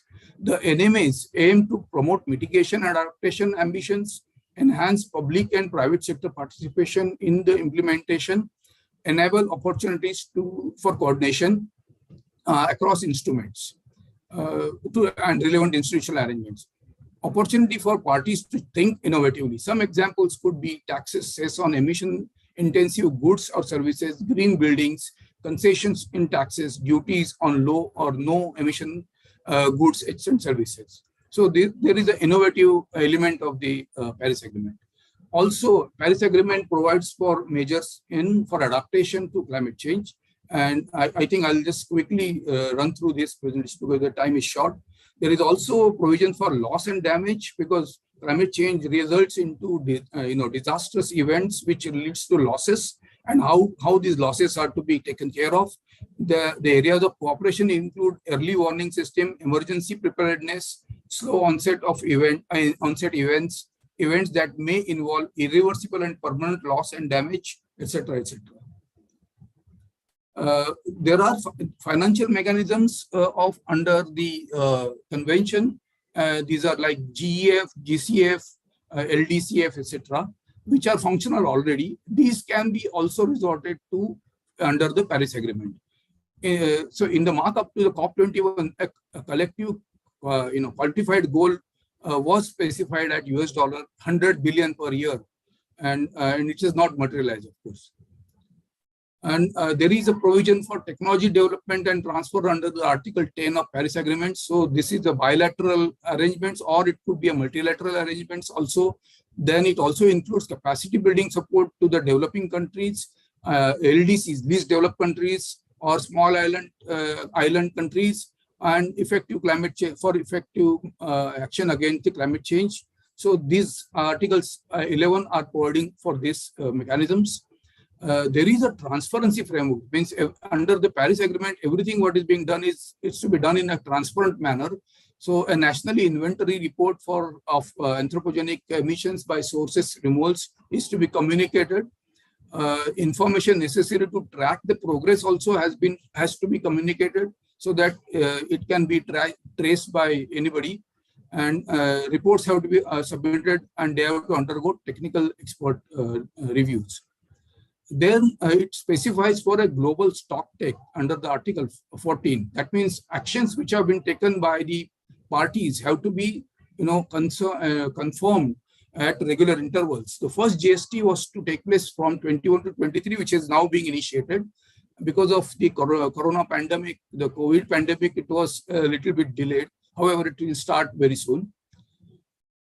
And implementation mechanism is specified in Article 15, which is to, modalities and procedures have to be adopted by the parties of Paris Agreement. It's called CMP, and subsidiary bodies that have to serve to the Paris Agreement as well. And there is a focus on sustainable development, unlike the CDM, which, the SDGs which have been specified. For example, like SDG 1, that is no poverty, SDG 7, clean energy, SDG 11, sustainable cities, so SDG 11, responsible consumption, and 13, of course, climate action.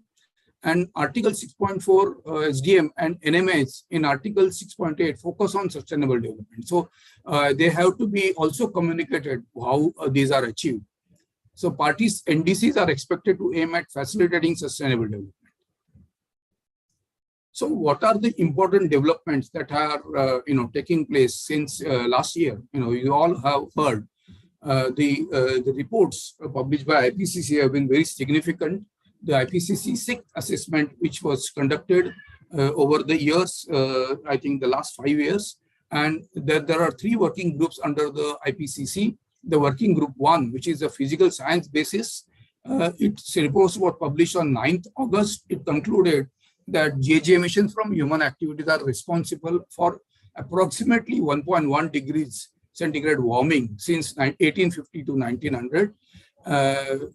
It further found that the averaged over next 20 years, the global temperature is expected to exceed 1.5 degrees if we continue in the same manner. The second working group, which deals with impacts, adaptation and vulnerability, its reports were published on 26 February this year, concluded that human-induced climate change, including more frequent and intense extreme events, has caused widespread adverse impacts and related losses and damages to nature and people. And the third working group, which was recently on 4th April 22 published its fourth report, concluded that without immediate and deep emission reductions across all sectors, limiting global warming to 1.5 degrees is beyond reach. So there is a dire warning given by IPCC, the scientists, that the humanity has to take drastic action. A part of it, we started discussing at COP26 in Glasgow last November, a directional event, really speaking, at most crucial time and phase of the Paris Agreement. Many positive developments took place and summed up in Glasgow Climate Pact. Many countries decided to take net zero pledges. In fact, India also surprisingly took a goal which was announced at COP26 that India will be in net zero emissions by 2070. And this is all dependent on all the actions by not only by industry, but also by other sectors like urban and institutional sectors and financial sectors. The progress on many articles of the Paris Agreement, noteworthy being the Article 6, so-called rule book of the Paris Agreement, which is being done, which is being discussed, and it was approved in summary in COP26. The Article 6.2 cooperative approaches, Article 6.4 SDM, and Article 6.8 non-market mechanism. These were discussed and decisions were announced. I'll just briefly discuss what are these main decisions, because these 3 articles are very crucial for industry and also for the other sectors, infrastructure sectors. Article 6.2 defined international transport mitigation outcomes from cooperative approaches as real, verified, and additional emission reductions, removals, and co-benefits from adaptation actions measured in equivalent of tons of CO2 equivalent or other non-GHG metrics consistent with the NDCs and internationally transferred mitigation outcomes, or short ITMOs, authorized for use towards NDCs, or emission reductions from Article 6.4 authorized for use towards the NDC. So now there is a cohesive thinking that whichever action results into emission reduction or energy conservation, everything has to be resulting into emission reductions. It defines corresponding adjustment, because suppose we take an action into a waste sector, it might result into an increase in emissions in other sectors, for example, in transport sector. So if we have increased movement of waste, the emissions from the transport will increase. So these corresponding adjustments are very important, and this is going to be discussed in detail now. And carbon credits from voluntary markets, first time they recognized and referred them as other international mitigation purposes. And corresponding adjustments have to be applied to these also. If suppose a project which is developed as a voluntary market and submitted to the voluntary market mechanism, then whether this can be transferred and used under the NDC, all this has to be decided and corresponding adjustments have to be made. The Article 6.4 was discussed in detail, and it was decided that the rules and modalities and procedures for mechanism were established by Article 6.4. It authorized the supervisory body. Instead of like CDM we had executive board, here it will be called as supervisory body to oversee it. And most of the modalities and procedures under SDM are very similar to CDM, obviously, because a main basis has been created under CDM. The approaches of methodology are different than those under CDM. Performance-based, taking into account of the best available technology, ambitions, benchmark, equivalent, average of best performing comparable activities or existing actual historical emissions. These are the approaches, unlike the paragraph 48 of the Kyoto Protocol. The other mechanism which I mentioned, non-market mechanism, Article 6.8, it recognizes the importance of integrated, holistic, balanced, non-market approaches. It defines a framework to facilitate the use of and coordination of NMAs in the implementation of parties. NMAs are basically voluntary cooperative actions that are not reliant on market-based approaches. Integrated, innovative, and transformational actions, and actions that support implementation of NDCs of parties. Everything has to support the NDCs. So the intentions so far which have been expressed are very good, but what is the reality? The reality has been not that green or not that lucrative. The synthesis of information from 165 latest NDCs, which was done by the UNFCCC Secretariat and communicated by 192 parties, it was done in submitted by 12th October last year. These NDCs in total account for about 94% of the total global emissions in 2019, which are estimated at around 52.4 gigatons of CO2 without LULUCF, land use change, and forestry. Excluding this is 52.4 gigatons. The total global GHG emissions level, taking into account the implementation of the latest NDCs, whatever, suppose all these NDCs which have been expressed are really implemented, it's estimated to be around 54.9 GT equivalent in 2030, which are 58.7% higher than in 1990, or 15.9% higher than in 2010, and 4.7% higher than 2019. So even if all these actions are taken, the emissions will increase by about 4.7% as compared to 2019. So this is, although it will slow the growth of emissions, it will not be as per the required. So if the last year there was IPCC has published a special report called as Global Warming of 1.5 degrees. They had suggested that to reach the target of limiting warming to 1.5 degrees, emissions need to decline by 45% below 2010 level, and in 2030. So as against this, the reduction is not that much, and for 2 degrees, they should decline by 25%. Thus, the estimated emission reductions from implementation of submitted NDCs falls far short of what is required, what action is required. So what are the negotiations on key issues? How are they proceeding? The development countries which had, which were expected to give finance of around $100 billion in climate finance annually, which has not taken place. The Paris Agreement Article 4.19 invites countries by 2020 to formulate long-term greenhouse gas strategies, but only 51 countries have done so far. Out of the 192 who were signatories, only 51 have done so far. Negotiations of the SDM, transfer of different elements of CDM to the proposed mechanism. So how these are to be transferred? Many countries, NDCs suggest crucial steps to be conditional based on the availability of international finance. So whatever actions are really crucial, they will be taken only if international finance is available. And there are additional, of course, challenges were posed the last 2 years because of the COVID-19 pandemic. Now, what is expected in 2022? In fact, next week, next 2 weeks, 6th to 16th June, very important sessions of SABSTA and SBI are taking place in Bonn. This is the 56th session. They are supposed to elaborate on the guidance on the corresponding adjustments on methods and of indicative trajectory of cumulative emissions by sinks, method of demonstrating representativeness of averaging of CAs, and if ITMOs could include emission avoidance recommendations on infrastructure guidance of our registries, etc. that will be gone into the details at this substar.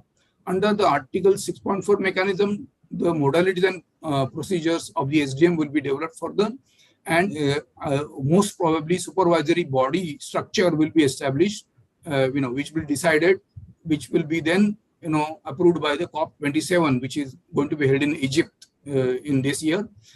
Implementation of transition of activities from CDM to Article SDM, Article 4 SDM, and rules for operation of the SDM registry. This is what will be discussed. And Article 6.8, Glasgow Committee to Synthesis report on existing relevant NMAs. I mean, they will elaborate on what NMAs will be qualified and what is the additional focus areas for NMAs, and all that will be decided.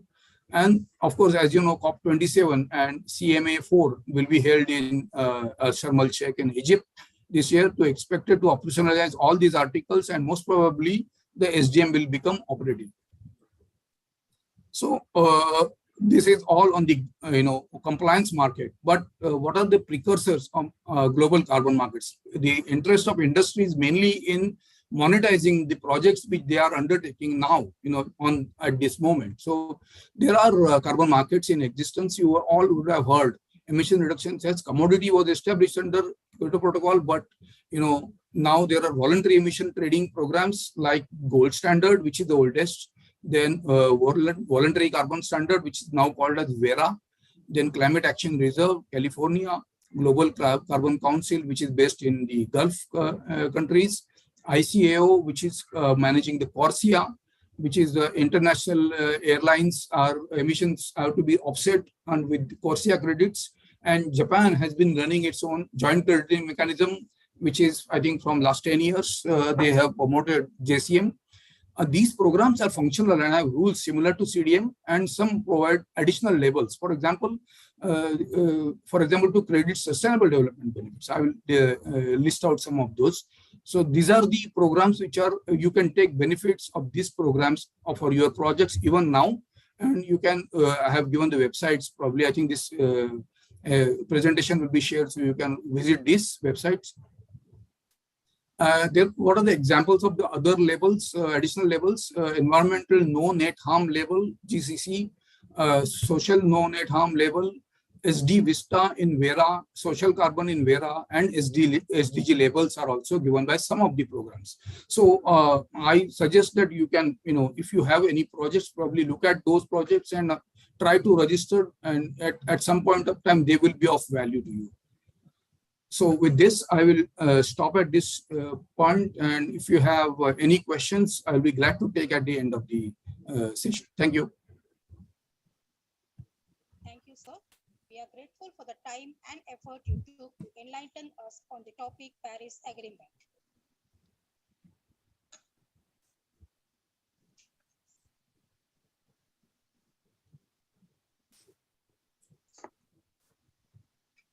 Thank you, sir.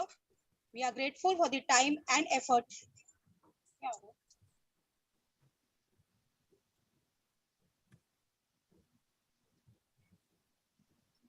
Hello. Hello. Yes. Thank you, sir. We are grateful for the time and effort you took to enlighten us on the topic Paris Agreement. We would like to give a brief introduction of Mr. Devda, which we earlier missed. He is the Senior Climate Change Specialist Consultant for the Asian Development Bank. He is consultant in the Engineer and Environment Management sector and Director of Proprietary Concern Clean Tech Solutions, CTS. His academic qualification: he is a chemical engineer from the IIT Bombay. His master's in management with specialization in operations and finance from the Mumbai University. He is a certified engineer, auditor, and manager by BEEGOI.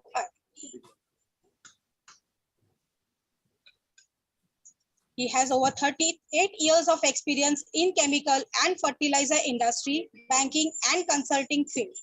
He specializes in energy, clean, environmental management, and climate change finance. Please accept this momentum as a token of appreciation from us.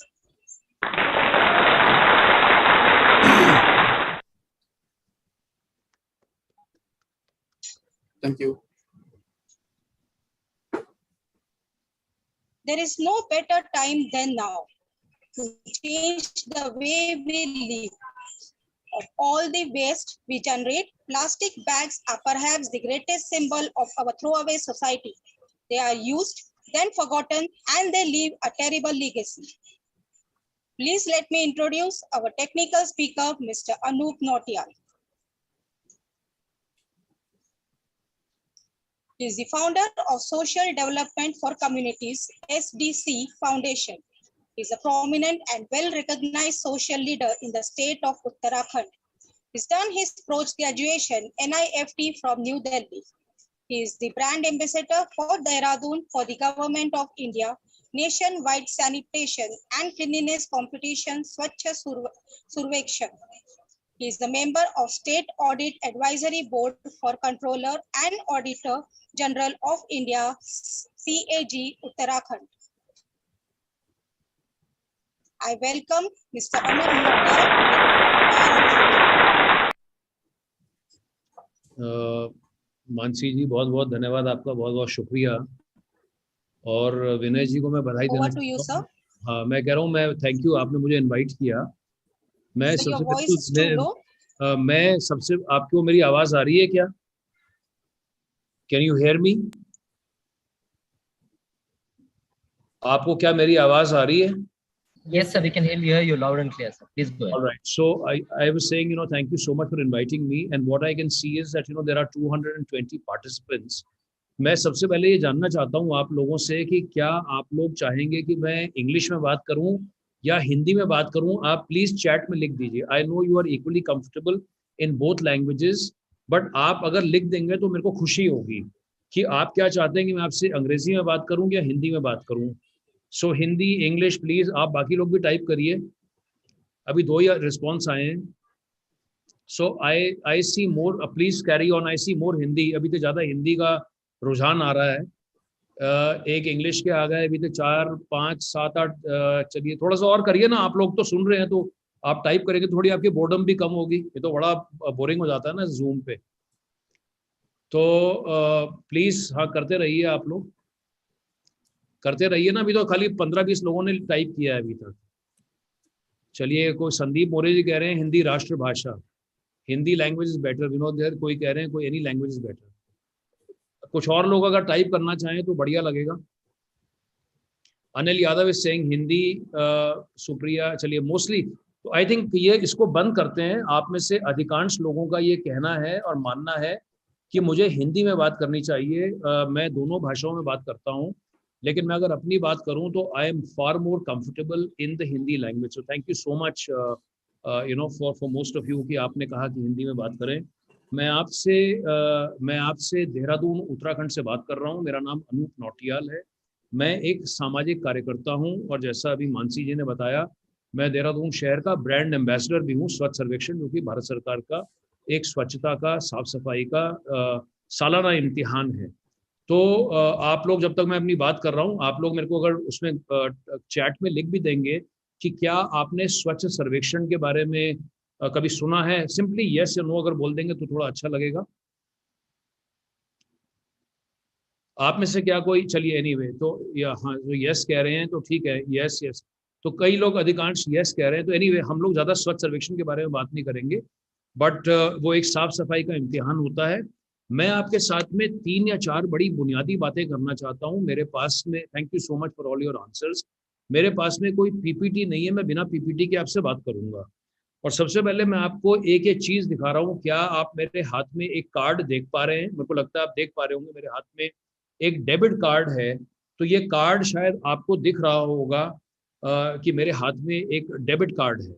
अब आप ये कहेंगे, Jawahar sir thank you so much, आपने भी yes लिखा है। तो ये जो कार्ड है मेरे हाथ में, ये एक WWF ने सन 2019 में एक स्टडी करी थी। और आप ये सुनकर के, मुझे पता नहीं आप लोगों की जानकारी में है या नहीं है, लेकिन अगर आपको नहीं मालूम होगा तो बताना चाहूँगा कि हर हफ्ते आप एक इतने बड़े डेबिट या क्रेडिट कार्ड के बराबर जो प्लास्टिक है, आप खुद खाते हैं। इसका जो वजन है लगभग 5 ग्राम के आसपास इस कार्ड का वजन है। यानी एक साल में जो 50 हफ्ते होते हैं, आप लोग एक साल में, हम सभी लोग एक साल में लगभग 250 ग्राम जो है प्लास्टिक खा रहे हैं।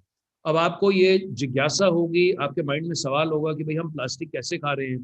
तो जो हमारा प्लास्टिक खाने का तरीका है, इसको हम लोग जो अपना पानी पीते हैं, उदाहरण के तौर पर जो हम पानी पीते हैं, जो हम खाना खाते हैं, या जो जिस जिस एयर को हम लोग ब्रीथ करते हैं, उसके माध्यम से हम लोग जो है एक एक पूरी इस दुनिया का कोई भी एक आम इंसान एक हफ्ते में लगभग 5 ग्राम प्लास्टिक खा रहा है। इसका हमारे शरीर पर और हमारे स्वास्थ्य पर इसका क्या दुष्परिणाम पड़ रहा है, अभी तक इसको लेकर के साइंटिस्ट जो है अभी भी इसको लेकर जानकारी एकत्र कर रहे हैं। लेकिन अब बार बार इस किस्म की स्टडीज हमारे सामने आने लग गई हैं, जहां से हमें मालूम पड़ता है कि जो प्लास्टिक है ये हमारे शरीर के लिए और हमारे स्वास्थ्य के लिए बड़ा घातक है। तो मैं इस छोटी सी बात से और इस उदाहरण के साथ में आपको मैं ये कार्ड इसलिए दिखाना चाहता था ताकि इस कार्ड की जो छवि है उसको आप याद रख पाएं, और अगली बार जब भी आप अपना डेबिट कार्ड या आप अपना क्रेडिट कार्ड या अपना आधार कार्ड अपनी जेब से निकालें तो आपको याद आए कि हाँ भाई, अनूप ने हमारे को इस क्रेडिट कार्ड के बारे में जानकारी दी थी कि हम इतना ज़्यादा प्लास्टिक जो है एक हफ्ते में लगभग खाते हैं। तो ये खैर एक वैश्विक चुनौती है, ये राष्ट्रीय चुनौती है, वैश्विक चुनौती है। और प्लास्टिक के साथ में तमाम अलग अलग केमिकल्स जुड़े हुए हैं, क्योंकि प्लास्टिक जो है अल्टीमेटली एक बाई प्रोडक्ट है, जैसा आप जानते हैं पेट्रोलियम का बाई प्रोडक्ट है। मैं एक और बड़ी बुनियादी बात आपके साथ में साझा करना चाहता हूँ कि आप इस बात का भी अगर ध्यान रखें, और इनफैक्ट मैं तो ये चाहूँगा कि आप अपने परिवारों में भी जाकर के जब आप वापस जाएं, अगर आप मेरी बात सुन रहे हैं, क्योंकि नॉर्मली जूम कॉल में बड़ा बोरिंग हो जाता है, वन वे कम्युनिकेशन होता है, तो हमने जूम तो खोला होता है लेकिन हम लोग कहीं कुछ और कर रहे होते हैं। लेकिन अगर आप मेरी बात को सुन रहे हैं तो मेरा आपसे निवेदन ये रहेगा कि आप अपने घरों में भी जाकर के अपनी फैमिलीज के साथ में भी इस प्लास्टिक के बारे में चर्चा करें, और इस बात का ख्याल रखें कि जितना ज़्यादा रंगीला प्लास्टिक होता है उतना ज़्यादा खतरनाक होता है। मैं आपको बड़ी मोटी मोटी बात बता रहा हूँ, जितना ज़्यादा रंगीला प्लास्टिक है वो उतना ही ज़्यादा खतरनाक है। यानी अगर ये तो खैर कांच की बोतल है, अगर ये प्लास्टिक की बोतल होती और अगर ये लाल रंग की बोतल होती, तो लाल रंग की जो बोतल होती वो सफ़ेद रंग की बोतल से ज़्यादा खतरनाक है। तो ये कुछ हेल्थ हैजार्ड्स हैं जिसको लेके हमने चर्चा करी। आगे बढ़ते हैं दोस्तों। मैं आपको संक्षेप में ये कहना चाहूँगा कि असल में जो चुनौती है, ये समस्या है, वो प्लास्टिक की नहीं है। लेकिन जैसा आप सब लोग जानते हैं, आप सभी लोग जागरूक हैं, आप सबको पता है, हम सबको पता है कि जो असल में जो सबसे बड़ी चुनौती है वो सिंगल यूज प्लास्टिक की है, जिसको हम लोग एक बार उपयोग करते हैं और उसको फिर हम लोग फेंक देते हैं। तो और इसके फिर बहुत सारी बातें हैं। आप किसी सड़क चलते हुए एक आम इंसान से अगर ये पूछेंगे कि भाई आपको क्या लगता है कि प्लास्टिक की कौन कौन सी चीज़ें होती हैं, तो हो सकता है कि जिनसे आप बात करेंगे वो आपको सिर्फ एक पन्नी बता देंगे, जो दुकान में पन्नी मिलती है। अच्छा, मैं ये रिक्वेस्ट करूंगा जो आपके जो जो आयोजक है वो मेरे पे स्पॉटलाइट लगा देना। वो मेरे पे स्पॉटलाइट अगर लगा देंगे तो ज़्यादा बेहतर लगेगा, मुझे लगता है आप लोग मेरे पर स्पॉटलाइट कर सकते हैं ताकि बाकी लोगों को देखने में ज़्यादा आसानी होगी। एनीवे, ये आप किसी सड़क चलते इंसान से अगर पूछेंगे तो वो आपको यही कहेंगे कि भाई ये जो पन्नी है, ये पन्नी ही जो होती है यही खाली प्लास्टिक होता है।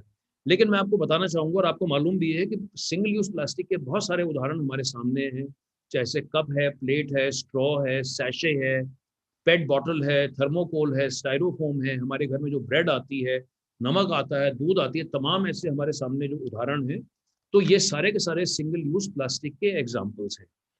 कई बार हमारे को रिसाइकलिंग को लेकर के हम अपने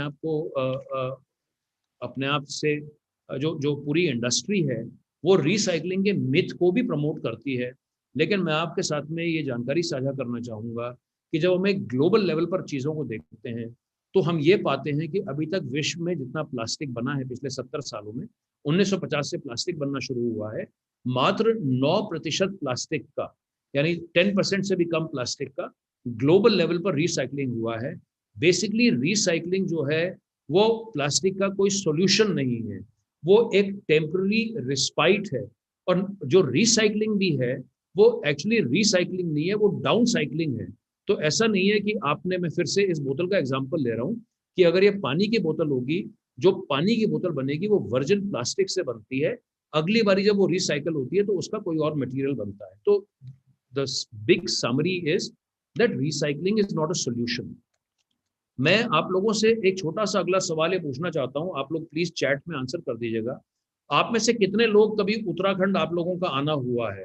तो मुझे बड़ा अच्छा लगेगा अगर आप उत्तराखंड के बारे में लिख देंगे कि आप कभी उत्तराखंड आए हैं, और अगर आप उत्तराखंड आए हैं तो आप किस जगह उत्तराखंड में गए हैं। तो अगर कोई, मैं वेट कर रहा हूँ कि आप में से नईम कह रहे हैं कि वो कभी उत्तराखंड नहीं आए, नो, उन्होंने लिखा मैं कभी उत्तराखंड नहीं आया। आप में से अगर कोई यस, पार्थ कहते हैं yes I have come to Haridwar, not visited. So Anil is also saying, so Arpit is saying I have come to Haridwar, want to visit. Sunil Upadhyay, thank you, Sunil ji. Most welcome, Haridwar. No, but want to visit and meet you now, Haridwar, Haridwar.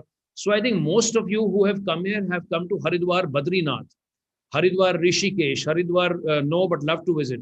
So I think most of you have been to Haridwar. जो भी आपके, somebody saying Badrinath, कोई रुड़की आया है. Smita is saying no, she has not been to Uttarakhand as yet. So of course I want to also take this opportunity. Dehradun, Haldwani, many places. So Sudesh ji Tiri आए हुए हैं हमारे यहाँ पे. So I want to also take the opportunity to welcome each one of you to come to Uttarakhand. Of course, it's a wonderful state. As you also know, Jaimin has come to Dehradun, Mr. Jhavar has come to Yamunotri. So मैं थोड़ा सा आपको उत्तराखंड के एक पृष्ठभूमि में साझा करना चाहता हूँ आपके साथ में. जैसा आपको मालूम है, thank you so much Pandey ji, visited several times Dehradun, Haridwar. तो जैसा आप लोगों को मालूम है, उत्तराखंड एक पर्वतीय राज्य है. उत्तराखंड एक हिमालयन राज्य है, और किसी भी पर्वतीय राज्य की या हिमालयन राज्य की अपनी अलग अलग चुनौतियां होती हैं. हमारे राज्य में बहुत सारे, जैसा आपको मालूम है, बहुत सारे पहाड़ हैं, बहुत सारी नदियां हैं. उत्तराखंड को गंगा और यमुना का मायका कहा जाता है. गंगा नदी जो है वो, उसका उद्गम स्थल जो है वो उत्तराखंड में है. यमुना नदी उत्तराखंड से निकलती है. देश की तमाम नदियां, बहुत सारी बड़ी बड़ी नदियां उत्तराखंड से निकलती हुई देश की लगभग 50% आबादी को सींचती हैं. उत्तराखंड का 70% से ज़्यादा जो इलाका है वो फॉरेस्ट का एरिया है. हमारे यहाँ पे बहुत सारे रिजर्व फॉरेस्ट हैं, नेशनल पार्क हैं. उत्तराखंड बायोडाइवर्सिटी का एक हब है. उत्तराखंड में 1000 से ज़्यादा ग्लेशियर्स हैं. और उत्तराखंड की जो अर्थव्यवस्था है, उत्तराखंड की जो इकोनॉमी है, वो टूरिज्म, मुख्य तौर पर टूरिज्म और पर्यटन के ऊपर आधारित है. मुझे लगता है कि आप में से बहुत सारे लोगों ने हाल ही में सोशल मीडिया में, क्योंकि हमारे राज्य में इस समय 4 धाम यात्रा चल रही है, बद्रीनाथ, केदारनाथ, गंगोत्री और यमुनोत्री. हो सकता है कि आप लोगों ने हाल ही में सोशल मीडिया में कुछ तस्वीरें भी देखी हों या कुछ वीडियोस देखे हों केदारनाथ जी के, जहाँ पर कचरे के पहाड़ लगे हुए हैं. स्वयं माननीय प्रधानमंत्री जी ने, नरेंद्र मोदी जी ने अभी 3 या 4 दिन पहले अपने मन की बात के कार्यक्रम में, जो केदारनाथ जैसे जो 11-12 हज़ार फुट की हाइट पर लोकेटेड है, अब आप कल्पना कर सकते हैं कि 11-12 हज़ार फुट की हाइट में वो जो पूरा टेरेन है वो कितना जोग्राफिकली डिफिकल्ट टेरेन है. तो वहाँ पर ये जो पूरा वेस्ट मैनेजमेंट का इश्यू है, ये कितना सेंसिटिव इश्यू है, ये कितना जटिल इश्यू है, और इसके कितने बड़े दुष्परिणाम हमारे सामने हैं. इनफैक्ट एक बहुत बड़ा एनवायरमेंटल जो चैलेंज है वो हमारे क्या कहते हैं, हमारी नदियों के लेकर के है. और ये जो नदियां हैं, जो तमाम नदियां हैं, उदाहरण के तौर पर गंगा, बाकी सारी नदियां, ये सारा पानी जो है बाद में फाइनली ओशन में जाता है. तो ये जो हमारा जो लैंडस्केप है और जो हमारा डिस्कोर्स है, वो पूरे माउंटेन लैंडस्केप से और नदियों के लैंडस्केप से और टूरिज्म के लैंडस्केप से.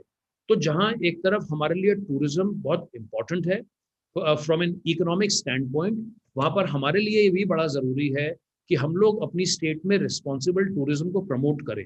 मेरा आपसे इस जूम कॉन्वर्जेशन के माध्यम से एक ये भी रिक्वेस्ट रहेगी कि आप में से अधिकांश लोग सोशल मीडिया को यूज़ करते हैं. अगर आप लोग भी अपने सोशल मीडिया में अगर आज ये मैसेज डालते हैं कि आज आपने उत्तराखंड के, मेरा नाम अनूप है, जैसा मैंने आपसे कहा, कि आज आपने उत्तराखंड के किसी शख्स की बातों को सुना और उनकी बातों से प्रेरित होकर के आप भी इस मुहिम का हिस्सा बन रहे हैं, जहाँ पर आप भी इस बात को उठा रहे हैं कि हम लोगों को अपने देश में रिस्पॉन्सिबल टूरिज्म को प्रमोट करना चाहिए. तो जहाँ, sorry I am saying it once again, where tourism is very, very welcome from an economic standpoint, yet the pressures of tourism from a waste management perspective are very, very scary and very, very challenging. And then there are many, many other issues. I don't want to bore you with a lot of details about this plastic. So I, sort of want to wrap up. In मेरे ज़्यादा समय नहीं है. We can go on and on, but I want to share, few personal tips with you. हो सकता है कि आप में से आप लोगों को ये जानकारी कुछ लोगों को हो, कुछ लोगों को ना हो।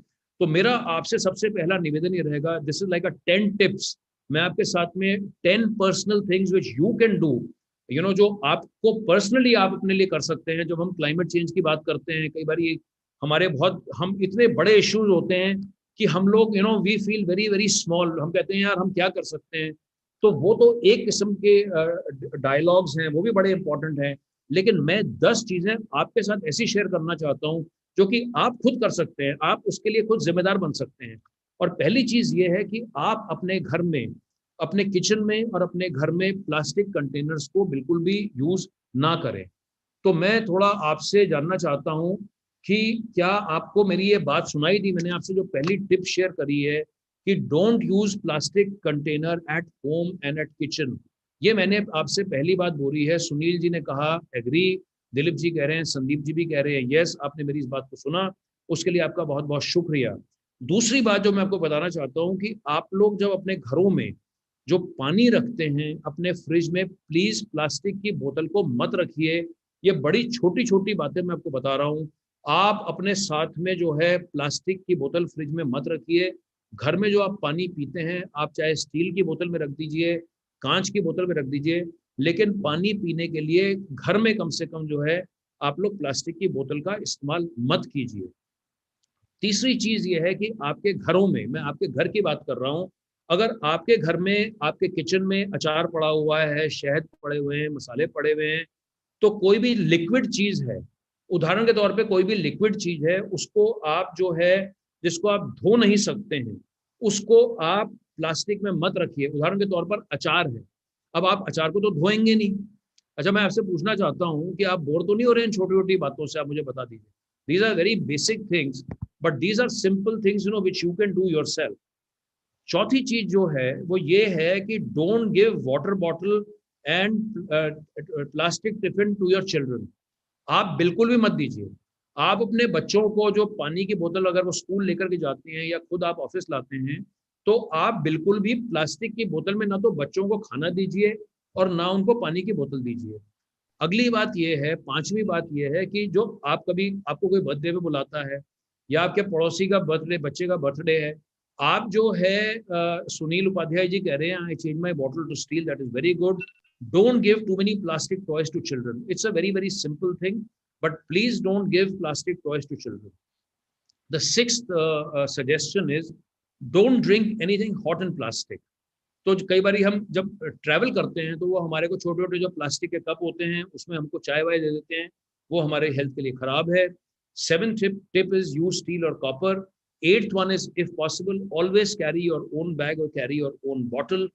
Ninth is if you're using plastic, use clean or white plastic. Don't use colored plastic. हमने इसके बारे में शुरू में बात करी थी कि जितना ज़्यादा रंगीला होता है उतना ज़्यादा खतरनाक होता है। And the last suggestion that I want to give to you, आप सभी लोग जो हैं इकोनॉमिकली वेल ऑफ हैं, आप जब भी शॉपिंग करने जाएं, जितना ज़्यादा पॉसिबल हो सके आप बड़ी क्वांटिटीज में शॉपिंग करें, आप छोटे छोटे सैशेज में शॉपिंग ना करें। So these are 10 small tips that I wanted to share with you.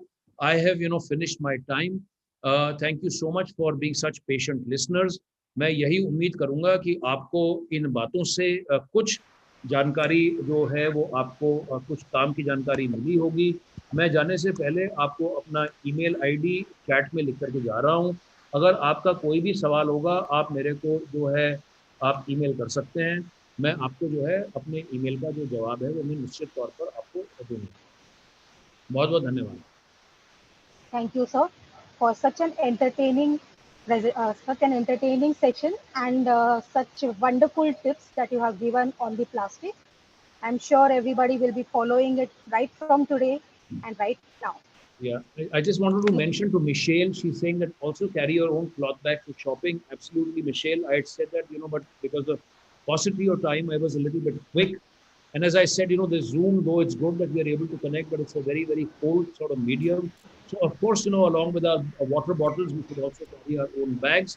So God bless you all, and special thanks to Anoop. So there is another Anoop here.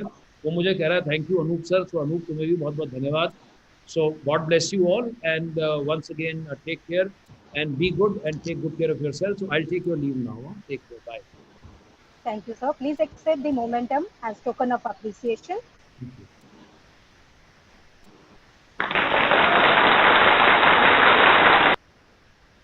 Thank you.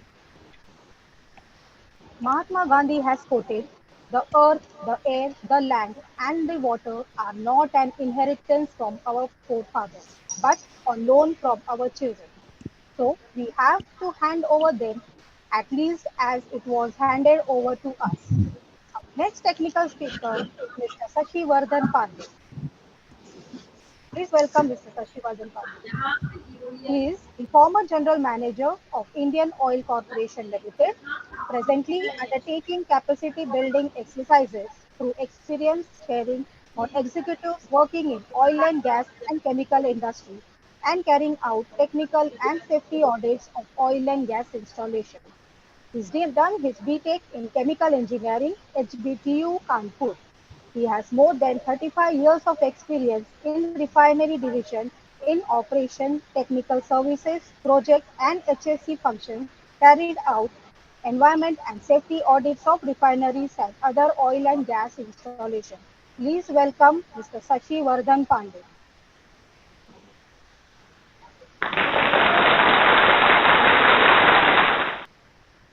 Over to you, sir. Yes. Good afternoon, participants. First of all, I'll extend my thanks to ICS for giving me this opportunity to be before you and just share some of the things which many of you may be knowing also, but I am just sharing as information that regarding this, since the seminar is basically focused on the uh, pollution part of environment protection and pollution abatement measures. The major thing, the pollution so means we can have the pollution and on water, that is the major source where many of the flora and fauna and population can have the impact. There are other ways of pollution also on land and air, which is also gaining nowadays. That has also becoming important. But in earlier days, when the pollution was started getting focus, that time only it was thought that only the major source of pollution can be water, where many of the people can be affected. And if you remember that in 1972, when this earlier World Environment Day was started in 1972 on the first conference, after that, in India also the first act that came into the force was Water Pollution Act 1974.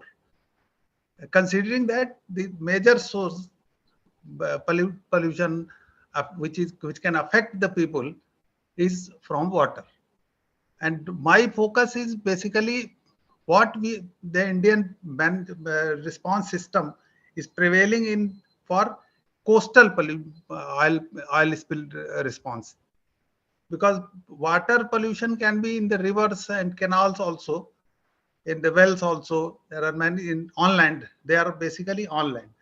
But my presentation is mainly focused what we are doing in India for controlling the marine oil pollution in and across the country, Indian coastline. Please next.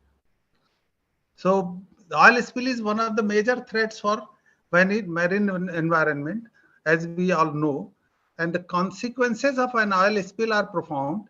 It can adversely affect harbors, beach, fisheries, human health, tourism, and industrial plants. The serious impact to the local economy of the affected coastal area, because many of people are there. Hindi में जिसको कहते हैं ना रोजी रोटी, it depends on the fish catch and on the sea through sea these things. Oil spill incidents need to be addressed by the way of advanced preparedness and contingency planning. So the focus should be that if anything happens, how we can address and handle the such type of incidents. So we have to have the advanced preparedness and contingency planning. That is what is more important. If we know that yes, something is going to happen and some disaster or some incident can take place, which if we are prepared beforehand, probably that is the best way we can do it. The major source of oil spills, where we can get the oil spill in sea, there the source is marine tankers, because thousands and thousands of tankers are moving here and there across the sea, oil installations and SPM, etc. So oil installation where we are producing the extracting the petroleum oils in the coastal areas, and then there are SPMs located in the sea area where we are transferring the oil from tankers to the shore tanks, shore storage tanks. And with the capacity addition in oil exploration, refining, and the threat for oil spill is increasing, because as the handling of oil through or more of because of more of exploration activities, refining capacity increase, so we are getting more oil from this place to that place, means to tanker movement. These are the threats, and this is increasing day by day as our major energy sources from the petroleum oil. The issue of marine oil spill is covered partly in Merchant Shipping Act 1958. But in India, the marine oil spill was not focused properly. Some small, some prescription was given in the Merchant Shipping Act 1958, but it does not address the entire chain of command in case of such contingencies. What entire means, this has to be an elaborate sort of system which should be there to handle it properly. Next, please. Next, please. Yes. No. Yeah. The committee that initially what we thought it started in 1993. The Committee of Secretaries to the Government of India, they have made a plan called National Oil Spill Disaster Contingency Plan. It started in 1993, and under that plan, the Director General of Indian Coast Guard was designated as Central Coordinating Authority. They are called CCA, to implement the plan and coordinate and the response activities in the event of oil spill at sea. So major coordinating authority, say we can say, is Indian Coast Guard for the purpose of oil spill management. But individual companies, oil means ports, oil companies which are handling their oil, which are having their installation, they are also required to have the minimum arrangements for handling the oil. Oil spill, sorry. The Ministry of Shipping, the Department of Ocean Development, the Ministry of Petroleum and Natural Gas, oil companies, port authorities, and maritime states are the stakeholders in the plan. So all these organizations are stakeholder of this National Oil Spill Disaster Contingency Plan, that is called NOSDCP. So for the categorization of oil spill based on the quantity of oil spilled in the sea, there are three categories based on the IMO guidelines. This is called the tier system for fixing the categorizing the oil spill in the sea. That is, tier 1 is called as a oil spill up to 700 metric ton. This is called tier 1. Tier 2 is beyond more than 700 up to 10,000 of metric ton of oil is spilled on the sea. And then if it is more than 10,000 metric ton, then it is considered as tier 3. Next, please. So this is just a information that if you just see the appearance of the oil on a water surface, then we can have some idea that what is the quantity of oil spilled, and based on the color appearance. So oil sheen, that we call oil sheen, that film on the water surface. So if it is a silver color, then approximate thickness is given and approximate volume of the oil spilled is liters per kilometer square. That is, say, 100 liters if it is a silver color. If sheen is in iridescent rainbow type, then it is 300 liters. Crude oil and black fuel oil type and brown or black, then it is around 1 lakh of liters. And that water is oil emulsion, then brown orange, this is around 10 lakhs liters. So this is what is some fair good idea about the quantity of oil. You can just see and visualize what is the quantity of oil is spilled on the sea surface. Yes, next please. Next please. So what is the purpose of national this NOS-DCP plan? Is objective of the plan to develop appropriate and effective system for detection and reporting of oil spill. So the basic requirement of any incident is it has to have an effective system for detection and reporting. So there are many stakeholders who can help extend their help. So you have to report to them properly and in time. To ensure prompt response to prevent, control and combat oil pollution, definitely, and to ensure that adequate protection to the public health and marine environment. So protection for ultimate purpose is that it should if any spill is there, first of all, spill should not be there.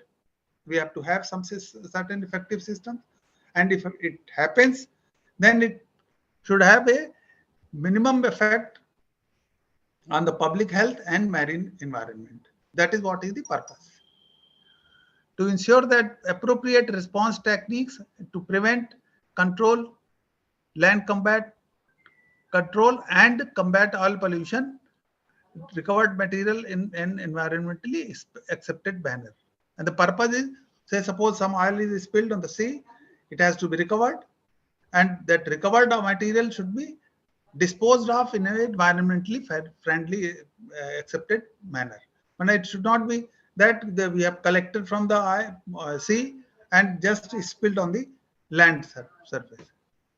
Then that is not the purpose. Basically, it has to be collected, then properly cooled, taken, stored in somewhere, and then disposed of at a well acceptable system.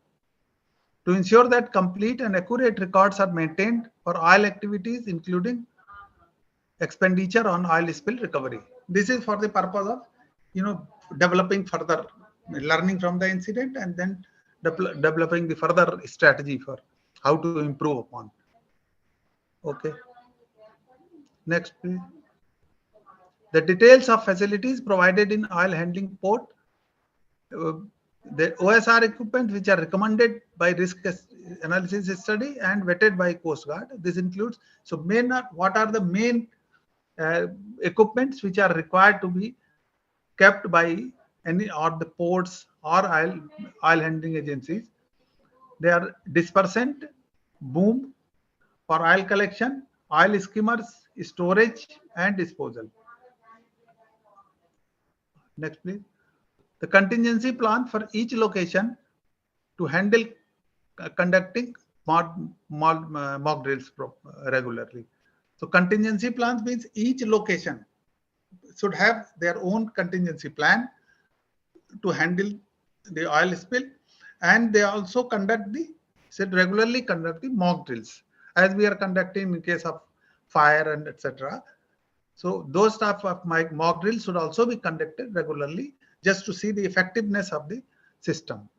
And then mutual help with the nearby facilities. If you are having 2-3 facilities nearby, say maybe port is there, maybe some other oil company is there, some SPM is there. So you can, in each should have a separate system, facility, and they should also have a mutual aid agreement so that other person can extend their facility for early recovery of the oil and handling the oil spill. Then OIST has prepared the guidelines for preparation of oil spill response contingency plan for oil companies.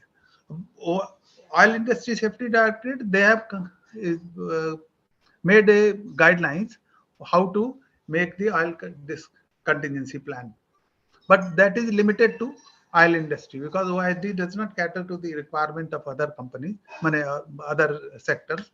So this, it is only for oil companies and the oil installations which are located in the coastal region or they are having their business on the ports, etc.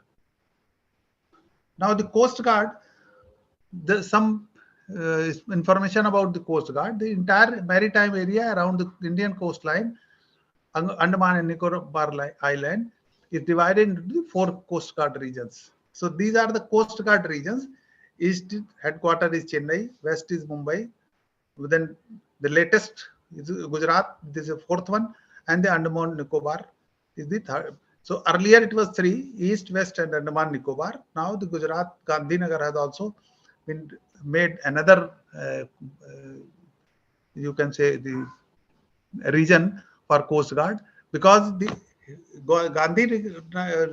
Gujarat region, this lot of activities because have started due to your lot of SPMs around centered 20, around 10, 12 SPMs have come up due to the refinery of Reliance and SR, and then IOC also has got IOC, BORL, they have also their SPMs. So a lot of tanker handling is there in the Gujarat. So the risk have gone up manifolds in that area.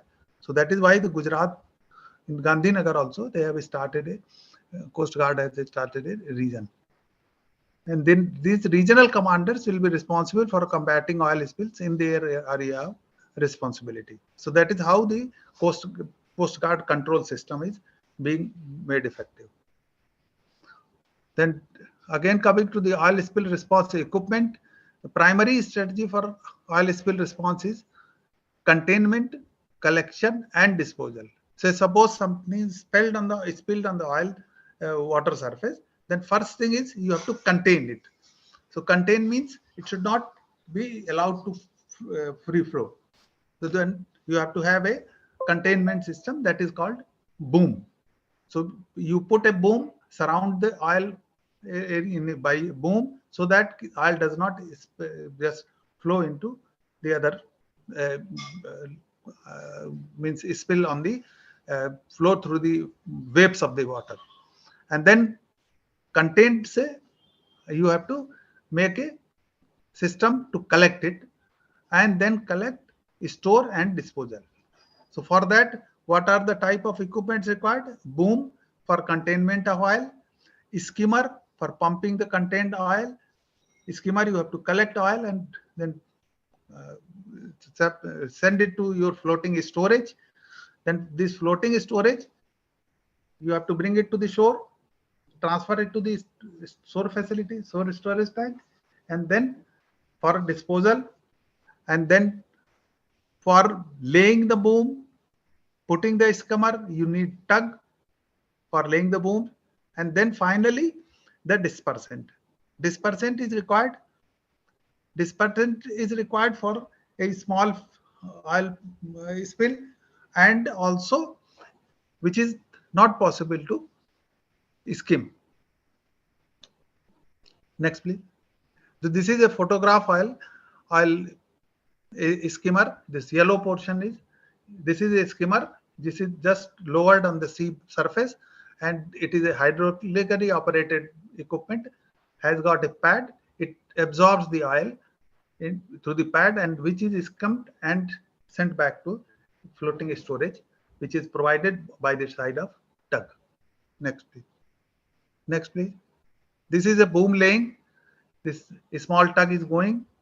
This is this side, and here boom is located on a tug, and it is being placed on through help of another tug around the oil spill area. Next, please. Next, please. So oil spill dispersant is chemical agents. What is the oil spill dispersant? This is a chemical agent, includes surface activities, active agents, which are partly oil and water soluble. The dispersant facilitate the breakdown of oil slick into the tiny droplets, which are suspended and disseminated in the water mass. The dispersed oil degrades more rapidly than oil in the surface slick, resulting to lesser threat to environment than oil. However, toxicity of dispersant in some cases pollutes the ecosystem. So here the concern of the oil dispersant is so we can consider that best way is if we can remove by skimming out. But if that is not possible, then next it is an alternate solution. If something is better than nothing type of sort of thing, we can say that we can apply the oil dispersant which can disintegrate the oil globules. And but some of the oil dispersant it's toxic in nature. That is how. Another 2 minutes I'll take. Next, please. Next, please. So role of oil dispersant is mechanical response. Where not possible, then in that case, then use of chemical dispersant is considered. But the main thing is that Coast Guard has now said that any dispersant, if you are using, it has to be permitted by Coast Guard, then only you can use, because a lot of the dispersant are toxic in nature because of the chemicals present. Next, please. Next, please. Dispersant should be highly effective and less toxic. And then when physical method of recovery are not practical, then only OSD should be used with the prior permission of Coast Guard. The use of dispersant should be documented in the respective contingency plan, and only ICG, means Coast Guard approved dispersant, should be used. Next, please. Then now this is regarding the oil industry, how the oil spill response preparedness has come into the oil industry. So this started in 1996 when Ministry of Petroleum advised the oil company to make a oil spill contingency plan, and then subsequently OISD was made as a coordinator for oil spill contingency only for the oil industry. But Coast Guard is the central coordinating agency for all type of installations, but OISD is only for the oil companies. Next, please. Next, please. So then accordingly it was decided when 1996, then they have identified say 21 locations where the Tier 1 facility should be implemented, and then OISD was made responsible, and ultimately we got success. And all these installations now something more have come. They have also at least having the facility now, the Tier 1 system for oil spill and management. Next, please. These are the list of 21 and installations that time which were identified. Now more locations like IOCL Paradeep, SPM of BPCL Kochi, and HPCL Vizag, etc. have come up. So list is increasing day by day. So but now it has been made compulsory, means mandatory sort of thing. So any facility which is coming into the coastal area has to have the Tier 1 oil spill response facility also. Next, please. So during the efforts of OISD, this mutual aid system has been developed for creating the help to each other by nearby industries. So whatever is the, you just see, I've just mentioned the location of each installations, and all the nearby locations, they have to have mutual aid agreement so that they can help each other in case of any emergency. And normally SPM is located near the ports and all. So if no installation, other oil installation is there, so they can have the mutual aid with the port, because port also has facility, and oil installation or SPM or anything, they also have their facility. So this is a brief about what are the systems we have for handling oil spills in the sea in our present management system of management. So thank you very much. But rest questions and all we can respond later. With this, I thank all the participants for patiently hearing. Please. Thank you, sir. Thank you. Over to Mansi, please. Thank you, sir, for sharing your expertise and knowledge on coastal oil spill management in India. Please accept our momentum as a token of appreciation.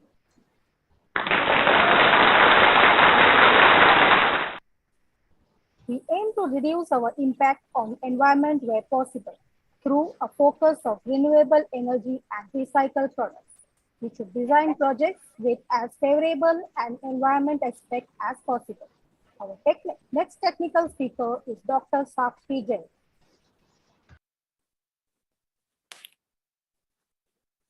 Dr. Sakshi Jain, she is Executive Officer, Udaipur Industrial Waste Management and Research Center, UCCI. She's done her Bachelor of Science from International College of Girls, Jaipur, Masters of Science, Environmental Science from University of Rajasthan. She's also done her PhD from Indira Gandhi Center for HEEPS, University of Rajasthan. She is Approved Functional Area Associate by QCI NABED in the sectors Water Pollution and Soil Conservation 2017, Water Pollution and Soil Conservation, Approved Team Member of Ecology and Biodiversity 2021. She is also an environmental consultant at JM Environet Private Limited and Ramji Mine Envirotech Jaipur.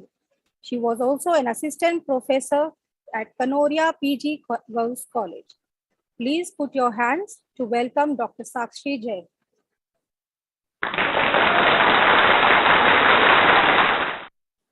Over to you, ma'am, for your presentation.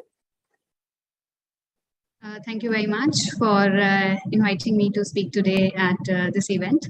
I'm very pleased and honored to be a part of this virtual conclave observing World Environment Day.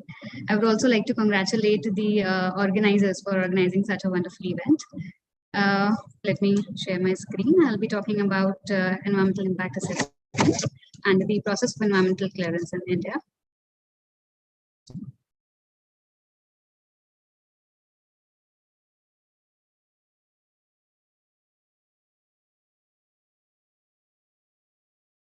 Is it visible? Yes, ma'am. Okay. So talking about EIA. So what is EIA? So basically EIA is a proactive tool that anticipates the environmental and social implications of any developmental project or activity. It is basically a process or tool that helps us to assess the positive or the negative impacts of any developmental activity that is taking place in future. So it is an integrated or participatory and consultative or transparent mechanism to development. So what are the objectives of EIA if we talk about? So first is the information. It has to disclose to decision makers and the public the environmental impacts of the proposed activity. Avoidance of risks, like to identify ways of reducing or avoiding environmental effects of the project. Public participation, because public should be made aware of the environmental impacts and their participation is necessary in the decision making, because locals are the first to feel the environmental impacts, and obviously environment friendly development. So what is environmental clearance? Basically, it is a permit which is issued by the regulatory authority for allowing the development of certain types of projects or activities. And the project developer or the project proponent are required to take environmental clearance. So why do projects require environmental clearance? Because development of projects leads to adverse impact on the environment. And if these impacts are not identified or prevented or mitigated, they could lead to permanent environmental damage and can diminish the effectiveness of the project. So basically, an environmental clearance ensures that the adverse impacts are identified and the mitigation measures are taken in time. So at what stage of a project the environmental clearance have to be obtained? So if we talk about the project cycle, we have the planning and design phase, the construction phase, and the operation phase. So environmental clearance have to be obtained at the planning and design phase. So how is environmental clearance obtained? An environmental impact assessment of the project is done. A report is made where all the impacts on the environment, be it be on air, noise, water, land, and the socioeconomic conditions around the project are assessed, and a report is prepared. And that report is submitted to the regulatory authority, and the outcome of the study is basically submitted for the environmental clearance. So if you talk about environmental clearance in India, so the process of environmental clearance in India is basically governed by the EIA notification. The first notification was introduced in 1994, and the current active notification is of 2006 with its modification in 2021. So for all projects require environmental clearance. So all the new projects or activities of which are mentioned in the schedule of EIA notification 2006, any project that is going into expansion or the modernization of the existing project or activities, or any project that is adding its capacity crossing the threshold limits, or okay. So the next is what are the key steps of environmental clearance? First is screening, next is scoping, then public consultation, and then appraisal. So basically, these are the 4 steps, mandatory steps that are being done in the environmental clearance process. So if we talk about categorization of the projects, so any new project or expansion project, it needs to be first, it needs to prior check that whether that particular project requires environmental clearance as per the schedule in the EIA notification. And if it is found that if the project requires prior environmental clearance, it is categorized as category A or category B. For category A, we need to apply for prior environmental clearance. Category B projects are in certain conditions, they are considered as category A projects. Condition number 1, if the state expert appraisal committee is not constituted, or if the project fulfills the general conditions, which we'll talk about in the next slide. So what are the general conditions under which the category B projects will be treated as category A projects? So if any project is located or partly located or completely located within 10 kilometer boundary of the protected areas as per Wildlife Protection Act 1972, then it will be considered as category A project. If critically polluted areas are notified by the Central Pollution Control Board from time to time, if the project lies in these critically polluted areas, it will be considered in category A. And also the project notified in eco-sensitive areas by the Environment Protection Act 1980, as per the Environment Protection Act 1986, or the projects falling in the interstate boundaries and international boundaries. So if we talk about the institutional mechanism, so the project and activities under category A in the schedule are to be referred to the Ministry of Environment and Forest, that is to the Expert Appraisal Committee, EAC. And if the projects and activities falling under category B, they are to be referred to the SEIAA, that is the State Environmental Impact Assessment Authority at the state level. So basically, category A projects are referred at the central level and B projects are at the state level. And the expert appraisal committees are basically constituted at the state and central levels, and these are the basically a panel of experts who review the project activity and they give their recommendations for the EC. So this is the EIA notification 2006, where we can see the categorization of the project. It is clearly mentioned in the schedule, and this is also telling the same. These are the EIA schedules. So now, coming on to the first step of the EIA, that is the screening. Screening is done for the category B projects only, because all the category A projects require screening. So category B projects, when the project proponent applies for the environmental clearance and submits an application to the State Export Appraisal Committee, in the form of Form 1 and pre-feasibility report, the scrutiny of the application takes place. And based on the nature and the location, it is decided that whether the particular project requires EIA or not. If the project requires EIA, then it is considered as category B1. And if it does not require EIA, then the category B2. Category B2 projects, they directly go for appraisal, and category B1 projects then go for scoping, the next process of the environmental clearance. Now, if we talk about scoping, so first the project proponent determines the terms of reference, and if the application is accepted, so the final TOR is conveyed to the applicant in 60 days. And after that, a draft EIA report is prepared, and then to stage 3, that is the public consultation. And if the application is not accepted, so rejection is also conveyed to the applicant with reasons in 60 days of the application. The next is the preparation of draft EIA and EMP report. That is basically the part of the NABIT approved consultants that we'll discuss later in this presentation. The next step is the public consultation.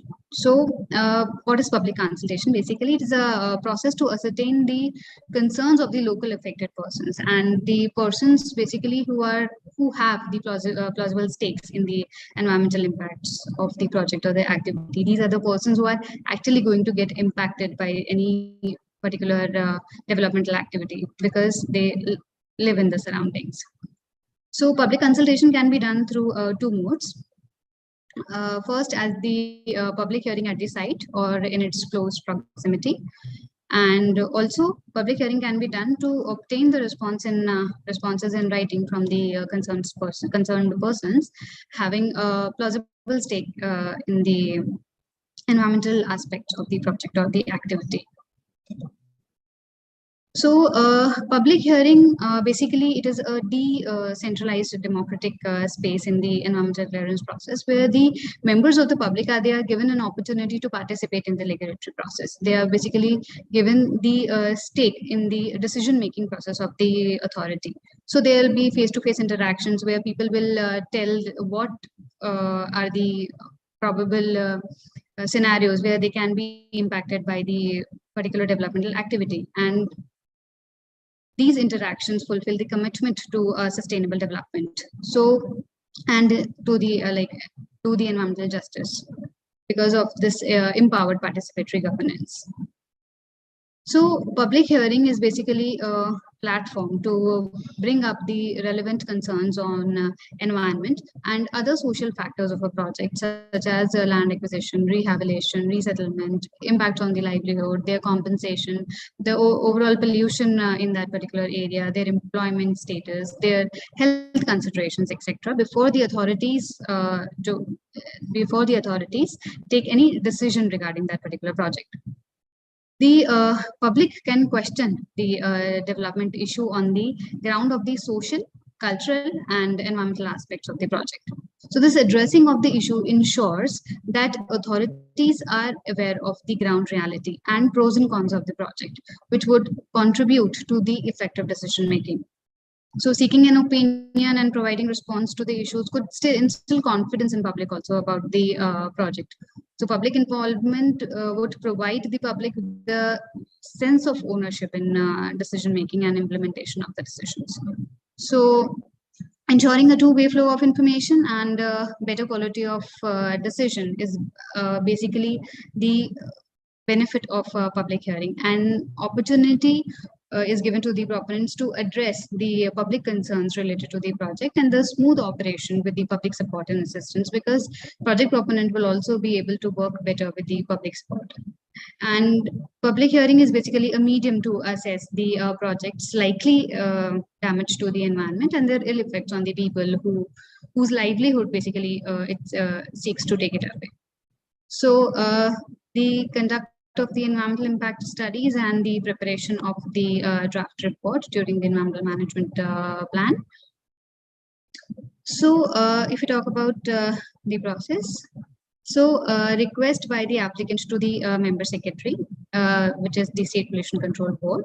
It is given in the form of the letter of request. It is accompanied by the 10 hard and 10 soft copies of the draft EIA report and the summary of basically your report in English and the local language. It can be Tamil, Telugu, Hindi, anything. And submission of one hard and one soft copy of the draft EIA report, and summary of the EIA report is sent to MOEF, District Magistrate, Zilla Parishad or the Municipal Corporation, District Industry Center and the Regional Office of MOEF.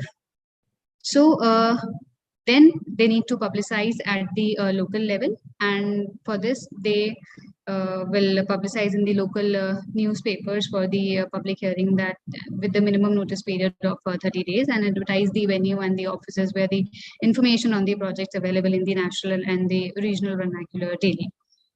So public hearing is basically supervised and presided by the district magistrate or his or her authorized representative. Video film is made of the entire proceedings, and attendance of all is present there is noted.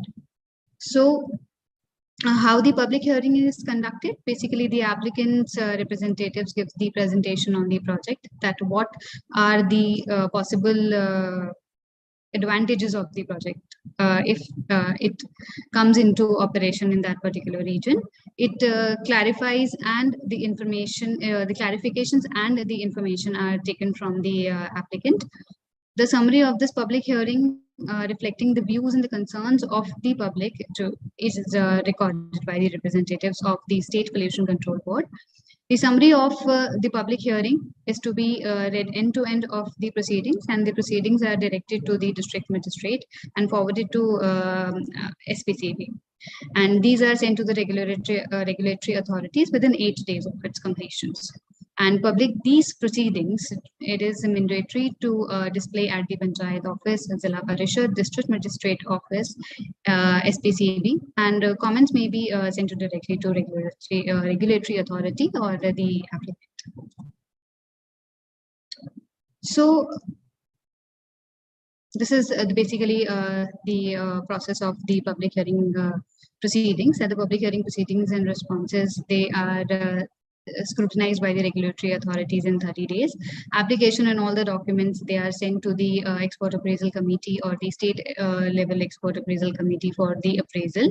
And then the invitation to the applicant for proceedings for appraisal, which is notice of 15 days is given in this case. And EAC and SEAC recommendations to regulatory authorities in 60 days. And if the recommendations are accepted, the regulatory authority considers the recommendations and conveys its decision to the applicant in 45 days. And if it is not, then EIA furnishes its views to regulatory authority in 60 days. So the decision conveyed by the regulatory authority to the applicant in 30 days. So the post-environmental clearance monitoring. So after the EC is issued and EC terms and conditions are stipulated in the appraisal, half-yearly compliance reports for the above is submitted. These compliance reports are required to be made public documents, and copies of these documents are given to any person on application. So the latest report displayed on the website, and also the latest reports are displayed on the website of the regulatory authority, that whether they are complying with the environmental clearance conditions or not. So if you talk about the validity of the environmental clearance, so the validity may be extended by a maximum period of 7 years on application, and it is 10 years in case of the river valley projects, 30 years for the mining projects, and again 7 years in case of all the other projects and activities. So this validity is basically the period from which prior environmental clearance is granted by the regulatory authority to the start of the production operations by the project or the activity, or completion of all the construction operations. So if we talk about the timeline, so this slide shows the timeline for category-wise projects, like category A projects and category B projects, some 390 days, and category B1 some 210 days, and 180 days for category B2 projects. And these timeline does not involve the time for the preparation of the AIA report. So NABIT accreditation plays a very important role in AIA. So NABIT is basically National Accreditation Board for Education and Training, and this institution conducted its first set of accreditation of environmental consultants in 2010 and 11. Environmental consultants with this accreditation or the NABIT accreditation are only allowed to conduct EIA and present it to the regulatory authorities, that is before the Export Appraisal Committee and state level Export Appraisal Committee. This accreditation of NABIT to the consultants is given on the basis of the sectors in which the consultant wants to work and the categories of projects they want to deal with.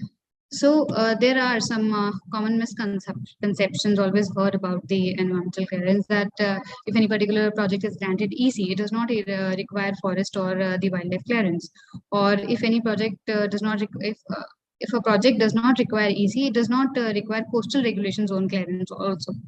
And EC is same as consent to establish or consent to operate, and grant of building permission from municipal corporation encompasses EC. So basically, these all statements are not true. You require environmental clearance. It is not same as consent to establish is different, consent to operate is different, and environmental clearance is different. First, you need to obtain an consent to establish, that is CTE, then CTO, and then you have to go for EC. So EIA takes into consideration the air pollution, the noise pollution, the water pollution, the socio-economic impact of the construction of roads, forest areas, or hilly terrain, or the loss of habitat, quarry construction material for like the land degradation. So basically, one is natural resources and the other are the developmental activities. We use natural resources at the input to extract resources like land, water, trees, and in turn release effluents, emissions, and waste as the process outputs. So basically, these are the environmental, these cause the environmental, negative environmental impacts. So what we need to do is, we need to protect the natural resources and manage the process output, because protection of natural resources and the management of process outputs, these are the key roles that we need to focus on right now. So there is a very famous proverb, like only when the last tree has died and the last river has been poisoned and the last fish has been caught, we will realize that we cannot eat money. So there is only one planet that we call home, and there is only one Earth. So it's high time that we should take care of all the aspects of environment. Thank you so much.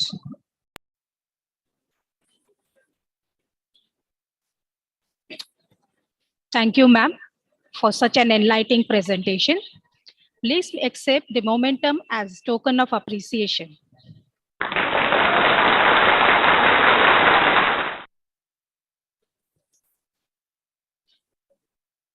Lester R. Brown has quoted, "Rising oil prices have focused the world's attention on the depletion of oil reserves.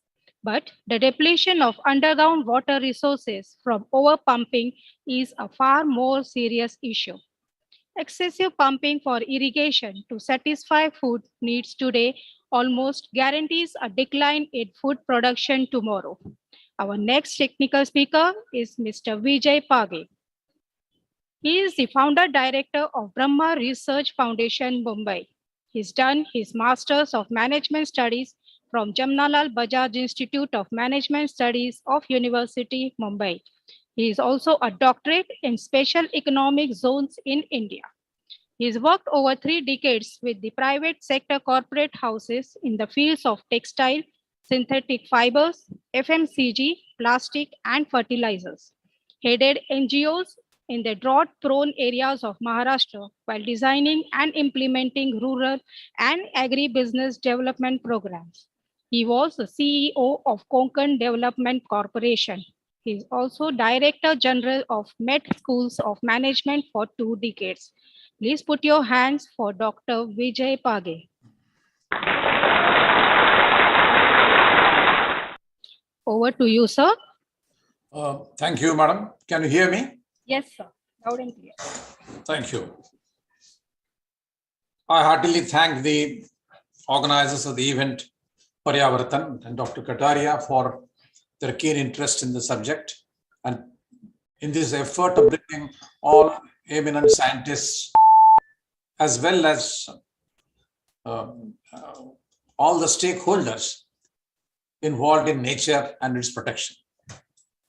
The topic that I have chosen at the instance of the organizers is conservation and optimization of water bodies, approaches to green power and green cover carpeting. So thank you very much. And I begin with the familiar prayer that we all follow. We have been following it for thousands of years. Gange cha Yamune chaiva Godavari Saraswati Narmade Sindhu Kaveri Jalesmin Sannidhim Kuru Varunaya Namaha.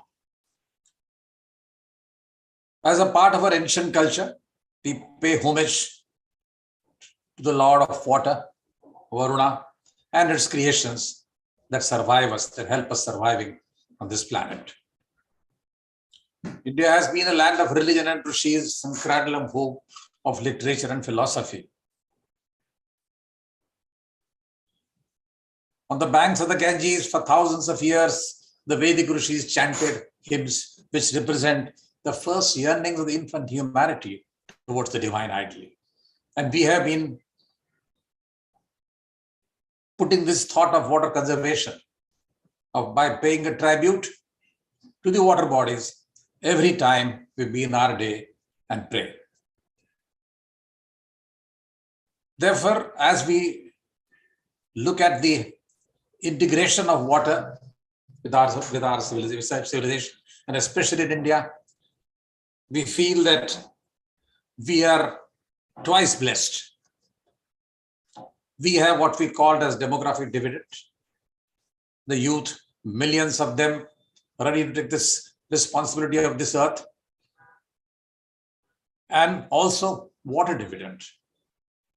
We find that we receive over 4,000 billion cubic meters of water every year, and the Kharif season itself delivers us 3,000 billion cubic meters.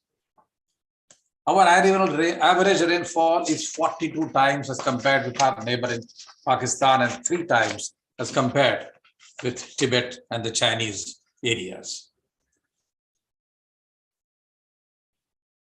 We have a total land mass, an area of almost 3 billion square kilometers, and water availability of 4 billion cubic meters, which means that we have enough water, almost 2.5 cubic meter per square meter, for the entire country to sustain, to grow crops, and to support the population that we have. Despite all this, over the years, we have been forced to extract more and more groundwater, and we find the groundwater levels are falling. The available resources of groundwater plus reverse discharge is about 1,000 billion cubic meters. This requirement in the next 20 to 30 years will go to 1300 billion cubic meters. So we have to raise our water availability by almost 30%. And what have we done to achieve this?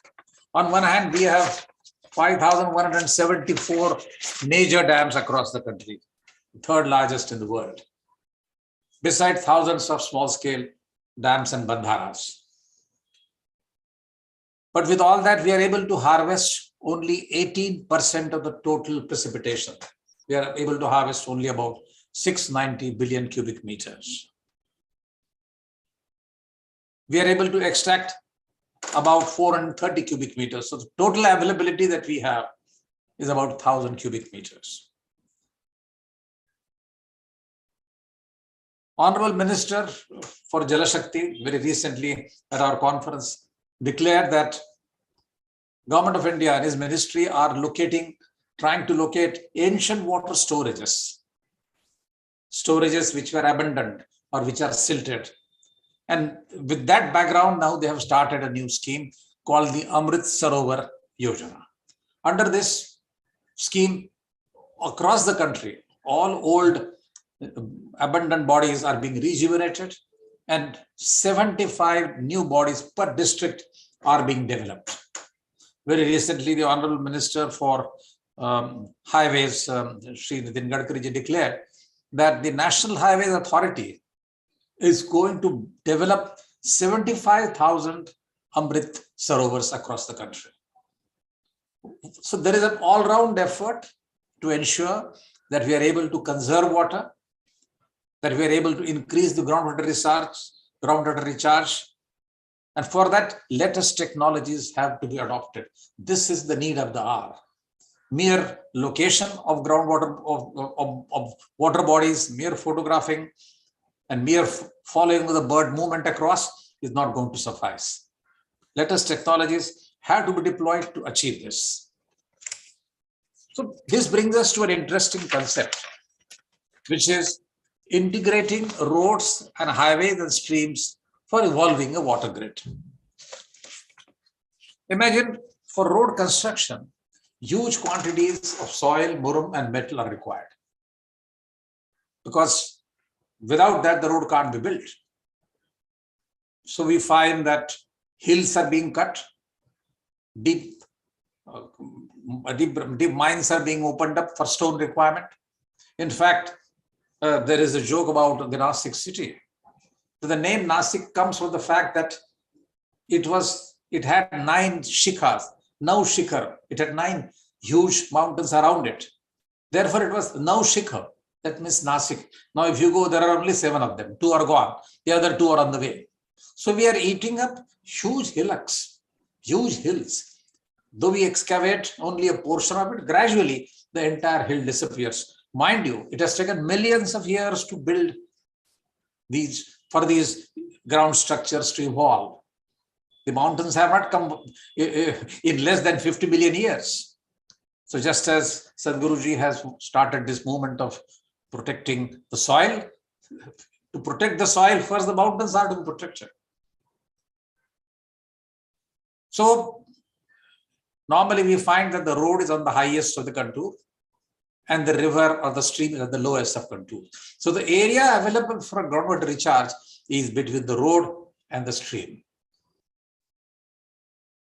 If a conscious move is taken, a conscious stand is taken, and a public movement starts, then every pit which is opened up for excavation of stones, for excavation of murum, for excavation of soil, could be connected with a river grid, with a water grid. For example, wherever you find that a highway or a road is traveling, you find number of streams cutting across or running parallel. So instead of excavating on just the 2 sides of the road, if murum and soil are excavated from the river streams, from the river beds, then it would automatically help deepening of the rivers, of the streams, and water storages can be built. 4 years ago, with our friend Suresh Khana Prakurji, we made a study of the Mumbai-Nagpur Samriddhi Marg. It's 700 odd kilometers, almost 30 meters wide, and 2 to 3 meters is the soil cover and muram on top of it. Can you imagine that the total quantity of muram, soil, and stone required for this one road is 630 million cubic meters? If this 630 million cubic meters were excavated systematically by a grid pattern from selected spots and from deepening of the streams, it would have resulted in building up 630 million cubic meters of water bodies. What does this mean? That the Mumbai-Nagpur Samriddhi Marg alone could have added 1 lakh hectares of irrigation. Mind you, this is the fate of one highway, 700 kilometers.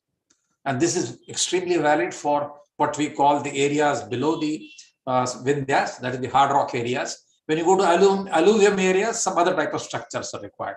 But almost 50%, 60% of the country, when all these roads go from one end to the other, from Delhi to Kanyakumari, while excavating, soils and muram and stones, if systematic grids are developed and connected, a highway could be a great boon. The Samriddhi Marg would really be a Jala Marg. We need to give a serious thought, and we find every now and then people are filing PILs for various issues. Someone need to seriously consider to launch a movement to ensure that the thousands of kilometers of road network results not just in creating huge pits of no use, but systematic groundwater recharge pits from where soil and stones will be taken out, and they will be integrated to in a grid so that groundwater recharge happens. A demonstration of this has already been done in a small way in the district of Dhulia at a place called Shirpur, where NM Institute of Management Studies, NM University has done wonderful work, and 350 such works have been conducted. We presented it at the last conference, but it's still worth a study. So no question of opening a pit which is not integrated in a water come road grid. This is the most important part as we go on building highways. Similarly, the case with the railways. When you require huge quantities of stones and material for the railways, the railway excavation of these soils and rocks has to be systematically developed so that they fall into a pattern. They are interconnected. They are taken down to the level of what we call appropriate level for groundwater recharge using geological guidance. We hope that the 75,000 new Amrit Sarovars and the old ones fall into a pattern and they add to groundwater recharge. This is critical. Now, as I said, there are 5,200 dams, major dams and many minor dams in the country. So huge areas are submerged in the dams. There are 2 or 3 aspects. The first is, as soon as the water flow is stopped, a lot of silt starts accumulating. And we have almost 70% of the dams in the country are heavily silted. So the first attention is to the desilting of these storages, so larger quantities of water can be stored. Because it's, if you have a safe in your house and you give money there, you will see that the place is clean because that's your resource, that's your wealth. So water is your wealth. Dam is not built to sustain silt, it's built to store water. So necessary steps for perpetual cleaning up of these dams needs to be taken up. Also, nowadays the technology is developed, and in some states work is being done on using these large water storages for installation of solar panels. The advantage of solar panels over water bodies is that it reduces the rate of evaporation, both through wind and through sunlight. It also adds to the life of the solar panel because the water temperatures are acting as a coolant, and the life at 25 to 30 degrees centigrade is extended by at least 50%. So by putting these solar panels on water bodies, you will be extending the life of all the panels. There is no need to correct or clean them as frequently as you have because you are surrounded by water. And at a rough guess, It will increase the irrigated area between 15 to 20% across the major dams. And that is a very big area. Because when you stop evaporation, by then you have reached to the highest point of the storage from where all the canals are taken up. So if that level is maintained, then obviously you will irrigate larger areas. The thumb rule says 15 to 20% irrigation area will improve just either by covering by solar panels or by covering excavating the silt. Also, the third option is where there is no possibility of putting up solar panels and still large areas remain inundated because they are below the discharge of the canals. The number of local plants are available like arum, dwarf palm, cattails, canna, and they can be used as green cover. They will float. They will float on the water bodies. It will add to the absorption of greenhouse gases because as soon as this green vegetative cover is developed, it starts absorbing the greenhouse gases. It will attract a lot of birds, including migratory birds, and a whole system driven by the droppings of the blood of the birds will be promoted, will be augmented, and together it will have a very positive impact on all, because wherever the water comes, they will again float again. So increasing the life of solar panels, reducing the evaporation losses, and a green cover is what you must do to sustain and utilize the command areas, the storages, where millions of hectares of land in this country has been locked up. Another area which is highly neglected in our country is what is called power through run-of-the-river hydroelectricity. As we know, all over the world, including the coastal areas where they are developing turbines for tidal fluctuations. Just by tidal fluctuations, water turbines are driven. There are thousands of types of devices available for floating water hydropower electricity systems. There is a serious need to use these, to conduct some pilots and use them across the country, because most of the rivers in the north, all the Gangetic rivers and some of the rivers in the south have a very high quality, substantial quantity water flow, even in the, so to say, the dry seasons. And one need not discuss about Brahmaputra, where almost for 1,000 kilometers it runs at such speeds that if you stay in a hotel in Guwahati, you can hear the thunder and the sound of the Brahmaputra waves. For some obscure reason, this run-of-the-river turbines have not even been thought of. We are afraid, suppose we put up any minor structure in Brahmaputra or river, there will be some negative impact. Why are we worried about it? There is no negative impact. These flowing water turbines do not create any negativity. They allow the water traffic, the sea lanes to be, the water lanes to be open, and with the tide, they go up and down. So it will be possible to work out water turbines critical and as suitable to our requirements in all the rivers. And the major river is Brahmaputra. It is nothing less than a few hundred megawatts per kilometer. That is the speed. 75,000 cusecs at Guwahati is a huge quantity of water. I think all the senior institutions, including the IITs and the technocrats, need to sit together, develop some pilots, and start using run-of-the-river hydroelectricity projects. Number of, if anybody is available on the net, Canada has a 1,500 megawatt project. US has 2 projects of 2,000 megawatts each. Everywhere, either they are looking for diversion or by a storage dam, but considering Brahmaputras or rivers in the north, some appropriate pattern could be developed where using what we call as floating systems is possible to generate power. And nowadays you are aware that green hydrogen is a very promising area.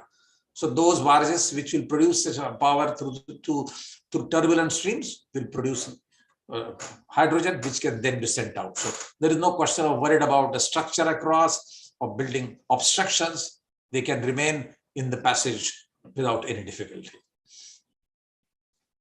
The next point I wish to draw your attention is developing green cover with phytoremediation of creeks and wetlands. And here I come to something that we have for this city.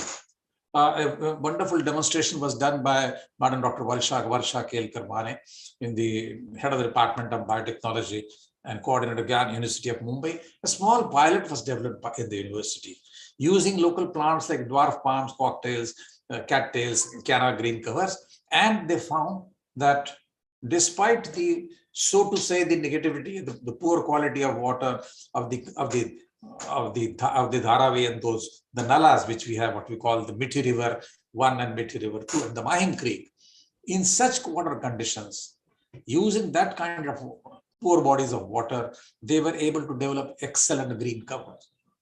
Why do we say green cover? Because today we do not have sufficient land in the city of Mumbai to build, to raise trees, but we have these creeks available north of Mumbai and also the east of Mumbai. Such pilots could be taken up in Mithi and Vasai creeks, and gradually they can be expanded to ensure that larger cover, more green cover is available. And this is, I'm referring these papers. Anybody would like to have any further information, I can help him. But it is necessary to increase green cover, to reduce the greenhouse gases without resorting only to what is on land, because we have too many challenges as far as land use is concerned. Use the creeks, and this can be covered across all the wetlands all over the country. Another unique area I just wish to draw your attention is utilizing chilled water discharge of millions of air conditioners. A breakthrough study was conducted by Padma Shri Sharad Kale and a group of scientists, where air conditioning condensate is used, and the water that is produced from that is used for human consumption or for lab consumption.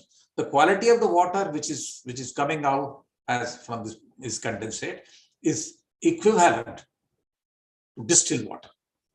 There is a paper available for the scientists and people to see. Any idea about the quantity of water? There are 2 to 3 crore air conditioners in the country, and the availability is almost 1 or 2 liters per hour at 24 degrees centigrade fixation. So imagine the millions and millions of liters of water condensate available. At least it can be used as distilled water, and if nothing else, it can be used as a supplementary source for whatever else that you want to do in a society, cleaning the cars, in gardening, so on. The whole range from drinking water, distilled water, to domestic use, and the quantity is nothing less than millions and millions and millions of liters per day. The reason I presented these 2 or 3 small ideas for your consideration is that it is not possible to tackle today's and tomorrow's problem with yesterday's technology. We have to take a fresh look. We have to work on water bodies which are available, utilize the dams very effectively, utilize their control areas, the submerged areas, clean them up, use solar panels. If nothing is possible and the areas are small enough, develop green cover. By these small steps, which one thinks are small, you will add on to the water conservation effort of the government, and which will add substantially to the overall water requirement of the country, which is today, if not now, in the next 20 years, it will face grave shortages, and it will be too late for us to amend. I would only draw your small attention to a wonderful thought presented by Dr. Bhagwat Chandrasekhar, the famous astronomer, who, while examining the paintings of the famous painter Monet, said that there is a Monet painting available where a small bullock cart and a rural scene is painted as shown in the sunrise. The same painting is then at noontime, more bright, then at the dusk, and then at night. And the philosopher scientist says that world is more or less the same. The bullock cart hasn't changed. The look of the land and the earth as it is has not gone drastic changes over the period of examination. What has changed is the light. And that light, dear sirs, is ancient knowledge, scientific investigation, science, and last but not the least, patience and strength to fight it out. Let us take a fresh look of whatever we have been doing. Let us set up a few experiments at the appropriate level, and we will get tremendous rewards, and the future generations will benefit. We cannot solve tomorrow's problem by yesterday's technology. So this is all that I wanted to say. I thank the organizers of this event and hope that some of the areas which I have mentioned are of interest. If anyone is interested in any further information, I'm always available, because that is the job of Brahma Research Foundation, to open up new areas, to invite suggestions, and to go ahead together. Thank you, ma'am. Thank you. Thank you, sir, for the wonderful presentation and enlightening us on optimization of water resources. I'm sure one and all will conserve water. Please accept our memento as token of appreciation. Thank you. A good discussion increases the dimension of everyone who takes part. We move ahead with our panel discussion. Let me introduce our panel moderator, Mr. Manish Puranik. He is Regional Manager of West Region in International Certification Services Private Limited. He's done his BE Mechanical, MBA Operations, and is also a lead auditor in QMS, EMS, OHSMS, ISO 13485, and SA 8000. He has 20 years of experience in various industries at various capacities, 7 years of experience in plastic molding, foundry, ceramic, and fabrication industries. Please put your hand for Mr. Manish Puranik.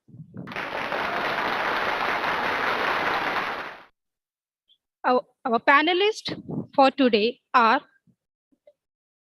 Dr. Sundar Kataria, Dr. Vijay Page, Mr. Vinay Deodar, Mr. Sashivartan Pandey, Dr. Sakshi Jain, Mr. Anup Nautiyal, and Mr. Manish Puranik. Over to you, sir, for panel discussion.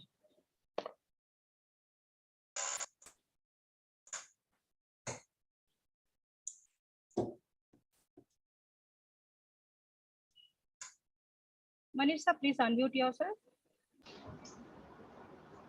Yeah, good evening all. Yeah, we can hear you, sir. Yeah, first of all, I would like to say a very knowledge-giving session was this by Mr. Vinay Devdhar, then Mr. Nautiyal, then Mr. Sashi, Dr. Sakshi Jain, and Mr. Vijay. So a lot of things we could hear from you people. And so my question first, I was like going through all the sessions very minutely. My question to Mr. Devdar. Mr. Devdar, you're there? Yes, I'm available. Thank you. Yeah. Sir, you gave us a very nice presentation on the Paris Agreement. Now you gave us like all the detailed things about what are the requirements, how the things are, how all the things came into the picture. Now, one thing which always comes to my mind is we always talk on the climate change. Now, this climate change is there are a lot of innovative things that we all are taking care of, a lot of equipments and the efforts are being taken care of. But what about the mindset of the people? So what you would like to say on this? It's very good way of thinking, that unless and until mindset changes, nothing can move, in fact. And I'm really I really enjoyed the presentations of all the speakers, including Mr. Page, and because I have been also working in some of these areas, and really speaking that unless and until we start thinking what we can do, because we think always at the very top level, and what individuals can do to contribute to reduce the impact of their own carbon footprint. Basically, small things will make into a larger one. So if everybody thinks that how I can reduce my footprint by simple things like not shutting down devices that I am not using, or if I can walk I can walk? Why can I, for shorter distances, why don't I walk? Or why don't I plant more trees? In fact, it's almost now, if you look at the terrain in cities, most of the cities, we have concretized all our, Very correct. surroundings, Yeah, which yeah. is really one of the Big concern.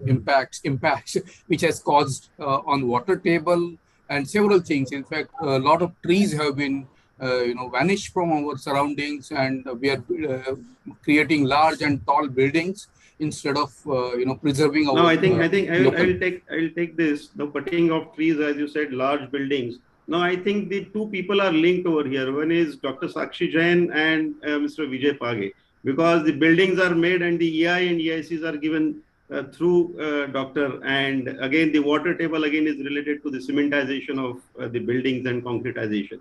So what you would like to say on this? Yeah, Dr. Sakshi.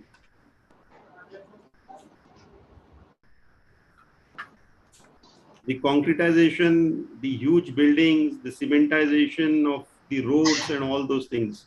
Now, because of all these things, Mr. Vijay Page is always getting disturbed because of the water table going down. So how would you look at this?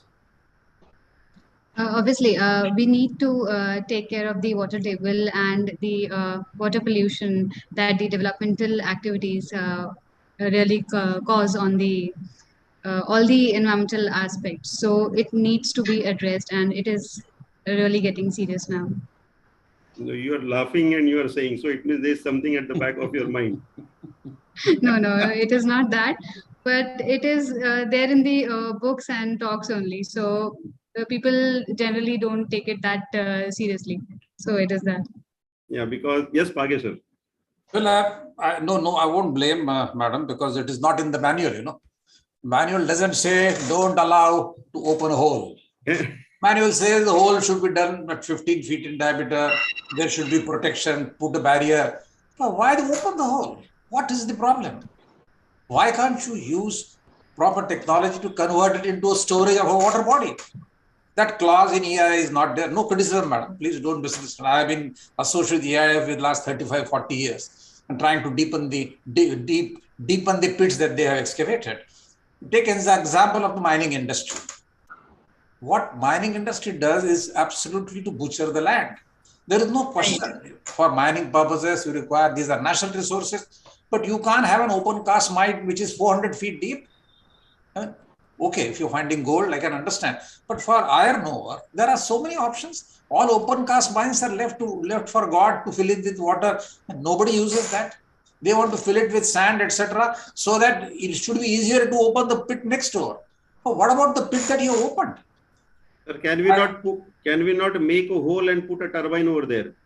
Sir, the question is that there is no, they just want to have any hole at all. They just want to make a hole, give away and generate electricity. Sir, I would only submit that presently we focus on the highway grid. There are so many kilometers being done, and they don't. So EIA for highway should be redesigned. Yeah, very true. EIA for mine, we can take it later. But EIA for highway, the collector should have the power. Nobody opens the pit unless the geologist gone and seen. Can it be converted? Can it be linked to the nearest aquifer? How deep he has gone? You know that there are 166 layers of basalt in Maharashtra. You start with, as my friend Suresh Khanapurkar said, from Khopoli, if you start, there are 166 layers, and Nagpur has one layer.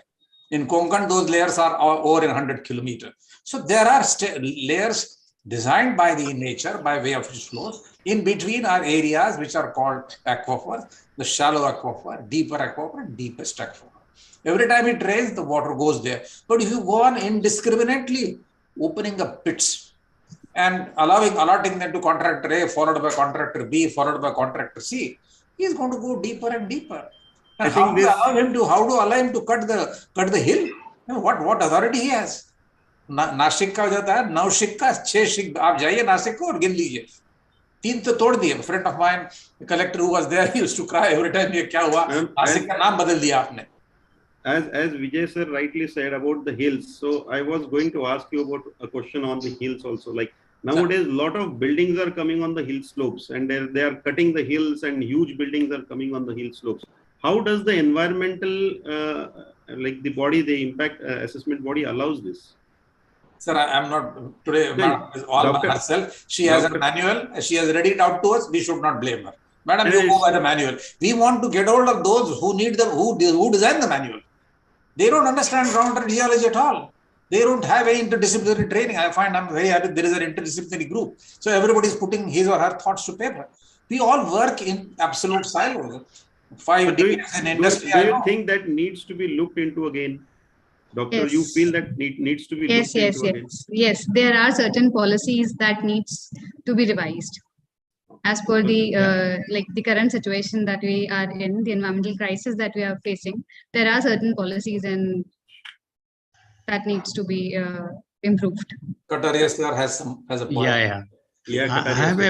I have a point here. I think Sakshi is here. She is placed with the UCCI in Udaipur. I think she has to take the message. These are all these open minds and all these things. We have to look into beyond environment what they are doing it. What is their social responsibility?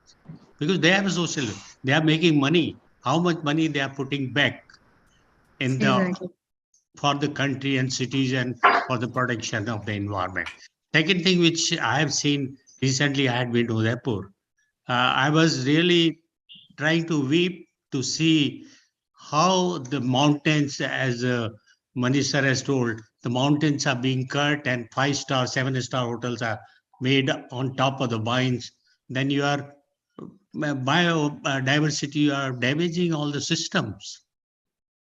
How the forest land or BC lands is being allowed? Who is allowing? What is the question to be solved to the corruption? How the permissions are given? So one has to look into seriously. I think this has to be dealt separately. I think the question that you have raised, sir, about how the permissions are given. I was about to put up this question. Can it not happen in future, like the compliance verification, specifically to Dr. Devdar and Vijay sir also, like the verification of the compliances that can be done by the independent agencies? Can we give this matter to them? Okay, they go and verify the things, whether the compliances are being properly done or not. Can it not happen? I'm sorry to interrupt because I'm not a specialist. As a generalist, I can open my mouth. Yes, sir, please. And if everybody laughs, I don't mind. The question is that all the expertise available in various silos is not interconnected, and Earth requires a totally interconnected. So unless we put all our heads together and say that what is good for the goose is also good for the gander, unless we put all the thoughts together, it is not possible. We cannot blame an individual consultant for it because he has no knowledge. A civil engineer has little knowledge of hydrogeology. That's not his subject. And the poor hydrogeologist is never allowed to look into the pit. Contractor says, मुझे यहीं खड्डा खोदना है, मेरे को distance नहीं चाहिए मेरे को, मैं यहीं खड्डा खोद के इधर ही रोड के ऊपर डालना है. And he doesn't bother about the pit. You see so many accidents. You hear children fall in the pits. I mean, the stories are terrible. Every day they are available on the net, and because we do indiscriminate opening of the soil. In fact, if the road length in India is 600,000 kilometers, the length of rivers and streams is 600,000 kilometers. If the two are connected, we will have no groundwater shortage. But we are not looking at it as a grid. We are all looking at it in independent silos. So they need to be redesigned. They need to be re-indoctrinated on the interdisciplinary aspect of it. Then alone they can push. Sir, one question on this. Right now, as you said, like the construction activities and all the activities are going. Now, if you look at the cities, nowadays there are a lot of the road development, the internal roads and all, they are made from the cements. And you see the structure is such that they are covering each and every part of the soil by the cement. So how does the water will percolate down the line? So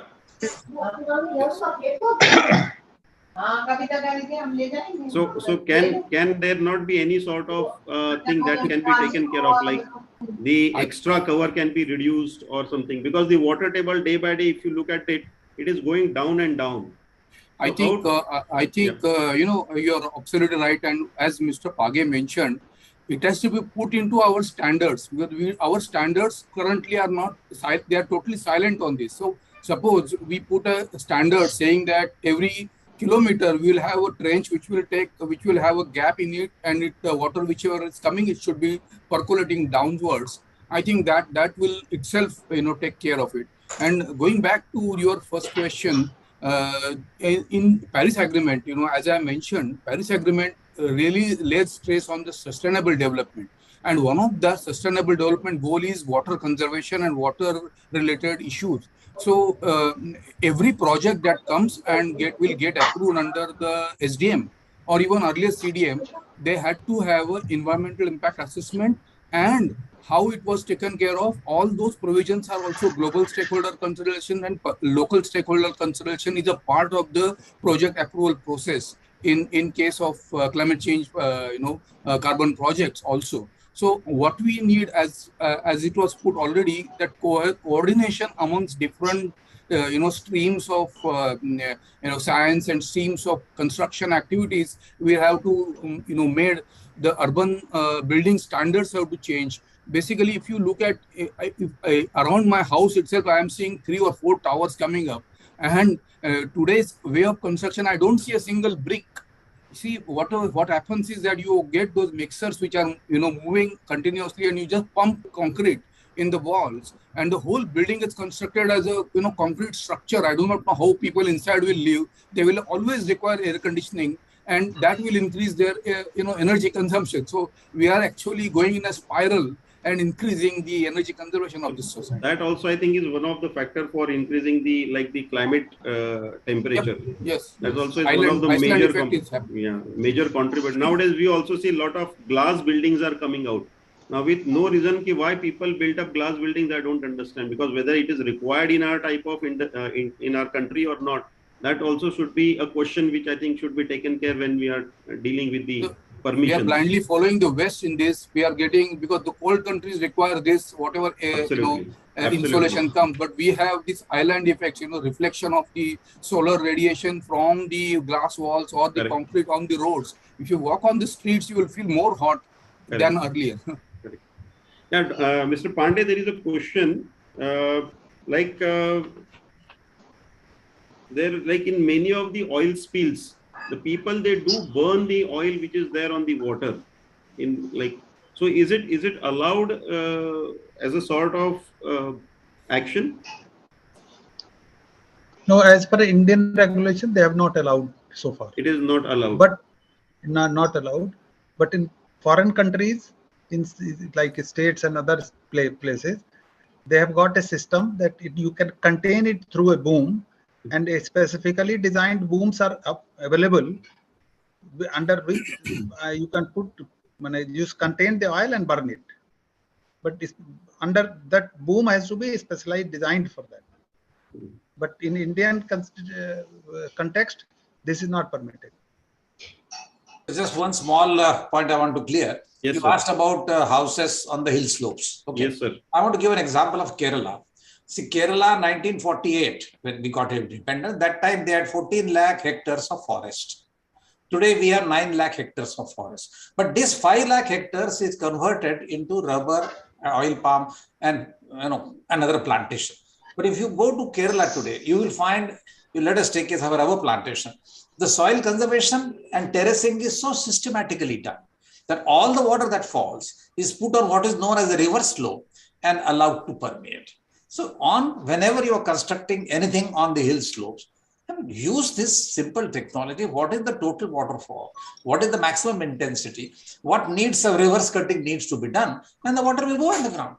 But this has to be done scientifically, not by the lowest cost and lowest builder and lowest business has got to go. Yes, it has to go. It has to. And Kerala is a standing example. You go there, it is as green as it was in 48. Because while developing these plantations, or even while developing, they have ensured that the terracing is done. When you do what is known as reverse terracing, the water goes back. And the plantations, there is a green cover. And in between also the terraces, they have got pure area and other vegetation. Why I'm saying this is done everywhere. It is done in our own country. And we say God's own country and just go and look at the beaches. You must look at this, how they have done it so beautifully. And take a trip of the environment energy clearance people and show them that this is actually done. We don't have to reinvent that wheel at all. Just think that hill is a living organism, that whatever water falls has to go in. You can build, there may be some cost of doing terracing, but that's the cost of living there. Very true. Very true. Mr. Pandey, one more thing we would like to understand about the controls which are now being exercised in the sectors of the oil skimming. Like you have given a lot of, like the booms are there, skimmers, sorbents and dispersants are there, all the various methods are there basically. Now, how it has impacted the overall globally, the number of the spillages that used to happen before and the spillages that are happening now. How effective are these methods? No, methods are very highly effective because these methods are used all over, and it is not a new thing. Only because in Indian context, we were not used to have all those equipments. But in the countries like US and all developed countries, they were using it since long. But all these systems are basically once the oil spills, there has been a reduction of almost I will say by 90%. Like if you in last 50 years. Yes. Now if you see in 1970s, there was the total overall number of spills were more than 100. Now in the 2021, it has come down less than 10. So what are the controls that they have taken and made it so effective? No, but these controls are different. These controls are not having, say, because whatever figures you are quoting, these oil spills are with respect to tankers. Marine tankers. Yeah, marine tankers are related to marine tankers. Yeah. And now you see the marine tankers number is increasing day by day. Okay. And because of their better control in their system, their operation, because marine tanker oil spill will be there only when there is an accident. Correct. Otherwise, there is no chance of accident. Oh, no, all these tankers, oil. Should I take up? Yes, sir, please. Yeah, if you see all these modern oil tankers, there is a mandatory requirement from the classification society. While you are designing, it has to have double bottom. So you have curtail getting damage during this voyage. So as you rightly, I'll just interrupt. As you rightly said, sir, there is a provision given right at the design stage. So my question to Sakshi ma'am right now on this, as you said, the EIA, it starts right from the designing stage. It starts from the designing stage. So when it is starting from the designing stage, so still why we face these problems? As sir was saying, the controls were implemented right at the design stage, and that has resulted in lowering down the accidents. So actually, the difference is what happens is way different from what is expected to happen. Okay, one line answer. The procedures and the policies and all the compliances, they are not followed in a proper manner. If they were followed in a proper manner, then it would not have been the case. Give a different picture. Very correct. Yes. So the integrity, the commitment levels needs to be increased. That's the, I think, the message. And any question from any audience?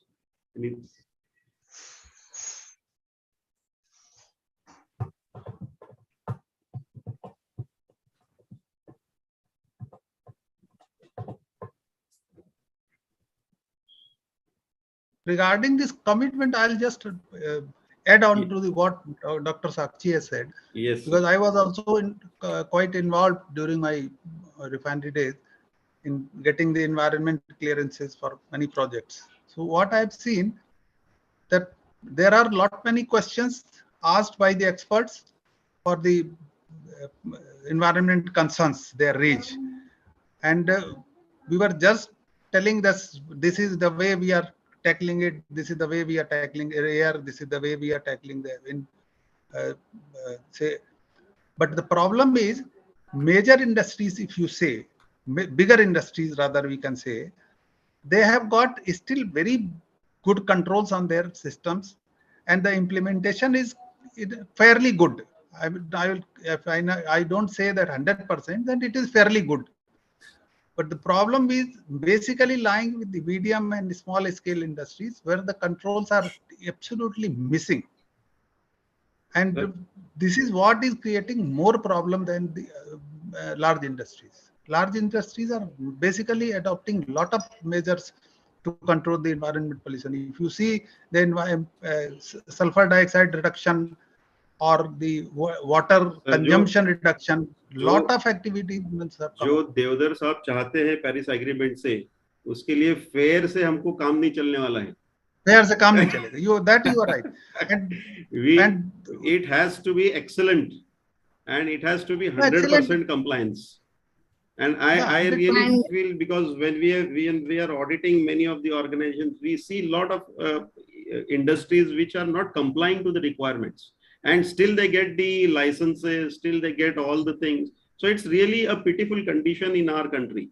So whereas in foreign countries, if you look at the licenses are issued only if there are, yes. Yeah, so I think that's again a big thing which the country needs to look at it. And also, I feel it is not the large industries that contributes to the impact. It is the small and the medium scale small industries that contribute are a large impact because they are in a larger in totality. medium. One last point I want to say, that wherever government intervenes effectively, you have the impact. For example, when they said that Taj is getting damaged by the water, by the fumes, all those industries in the area were shut down, and it did have an impact. The discolorization has stopped. Secondly, when they said that the ozone layer is getting thinned because of unwanted chlorofluorons, all world came together, and we find the ozone layer decimation that used to take place has come down. So wherever there is a concerted effort, that does have an impact. We had the famous forest secretary, government of India, who stopped cutting off trees in Assam. We know people are scared to take his name, the former election commissioner, but he was the one who put his foot down. And who was put on OGLs. That made a lot of difference. So if government takes a view and puts it down firmly, that's again a will.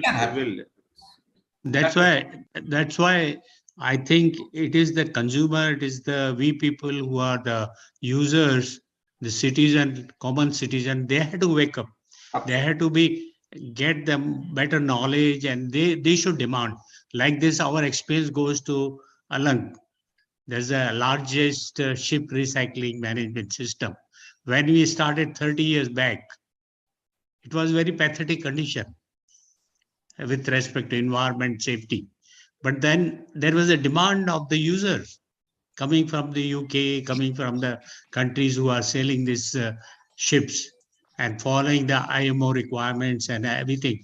Now the condition is so good. If you go, there's a lot of things they have implemented which are in place on the environment. I think Mr. Manish will agree. I think he has also visited there. Very true, very true, sir. There was a good change came up, but it took very long time, almost 20-25 years. So हमारे यहाँ पे ये एक बहुत जरूरी है, अगर जल्दी करना है तो डंडा पीछे हाथ में लेना चाहिए.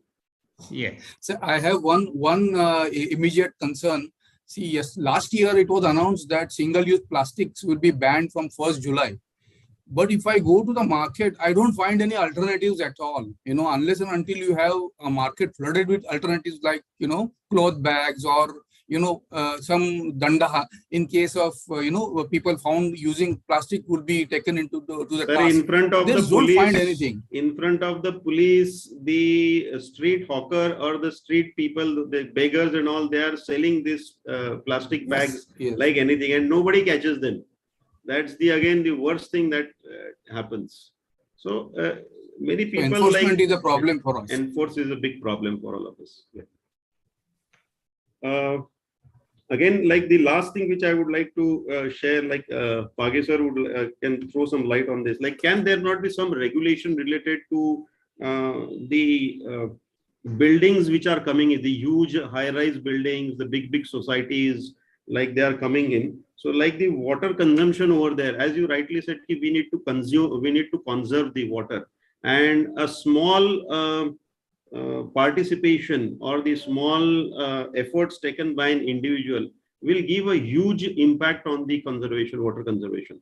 Like I myself, I really accept and agree that, and I have made a commitment to myself that every day I will save a liter of water. That is what is the commitment which is given to myself and by me. Now, if we see that even if a 20% of the population thinks of, like we have a huge population, so even a small 20% of the population thinks and gives commitment to himself or herself, okay, I will save 1 liter of water during the whole day.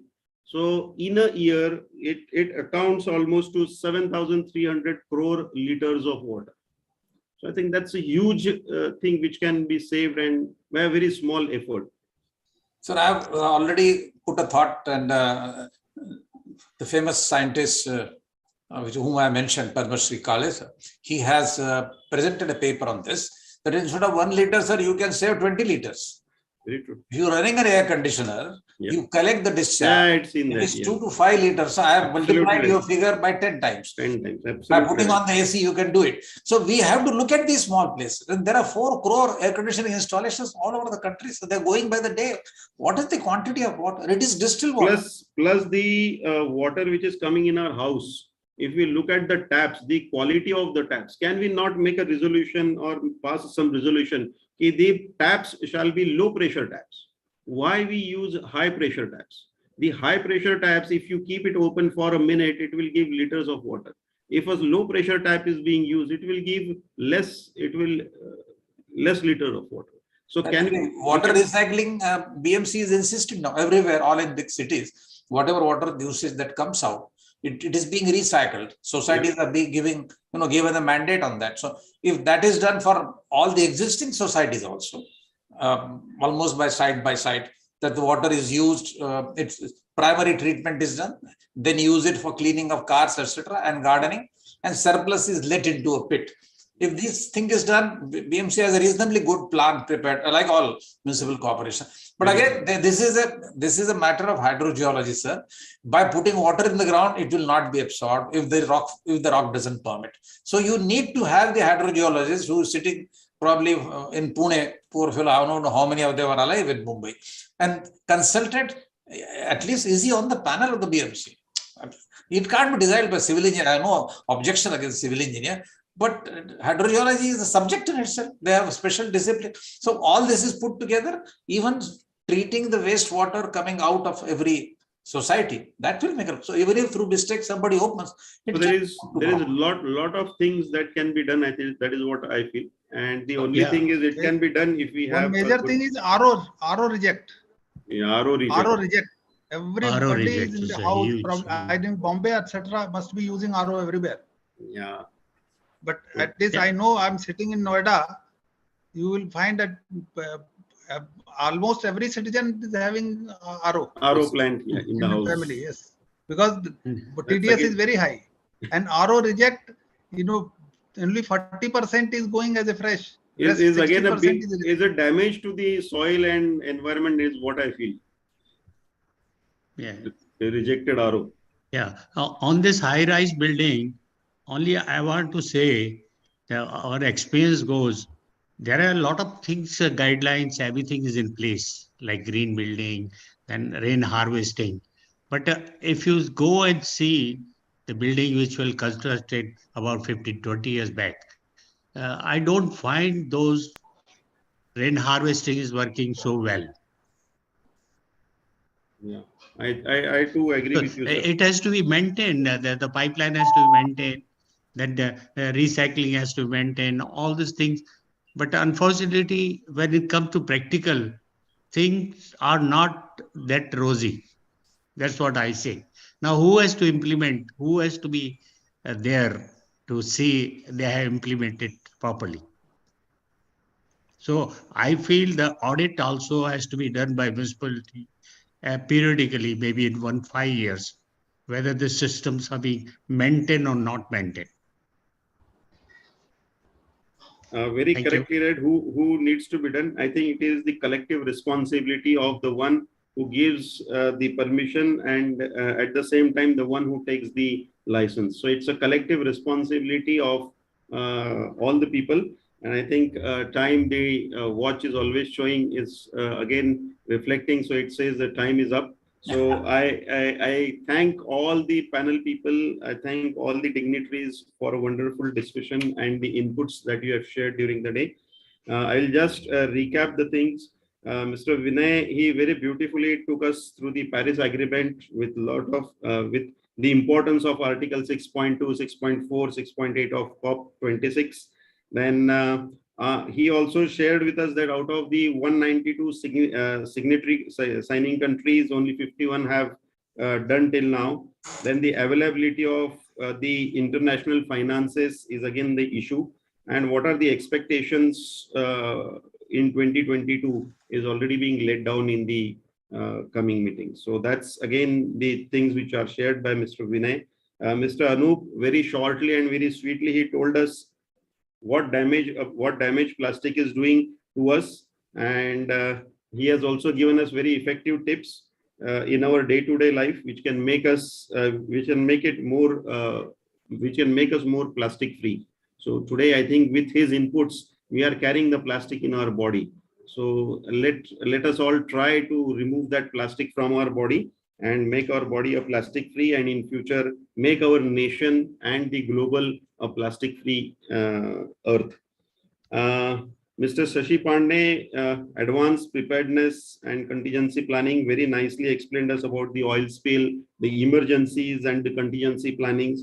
Also, he enlightened us with the various actions which are taken at the international and the national levels, because of which the oil spills have definitely come down as far as the tanker oil spills are concerned. So I think that's again because again oil spill, we know all the side effects. We have seen a lot of issues related to the environment, the ecology, all those things get disturbed because of the oil spill. So he very nicely explained us about all those things.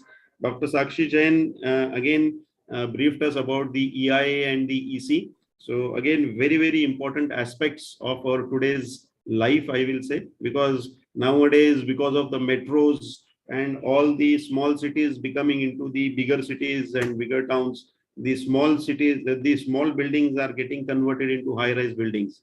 So again, high-rise buildings and the townships. So again, very important aspect of the impact assessment has been explained, and what needs to be taken care while carrying out the impact assessment was again briefed us by Dr. Sakshi.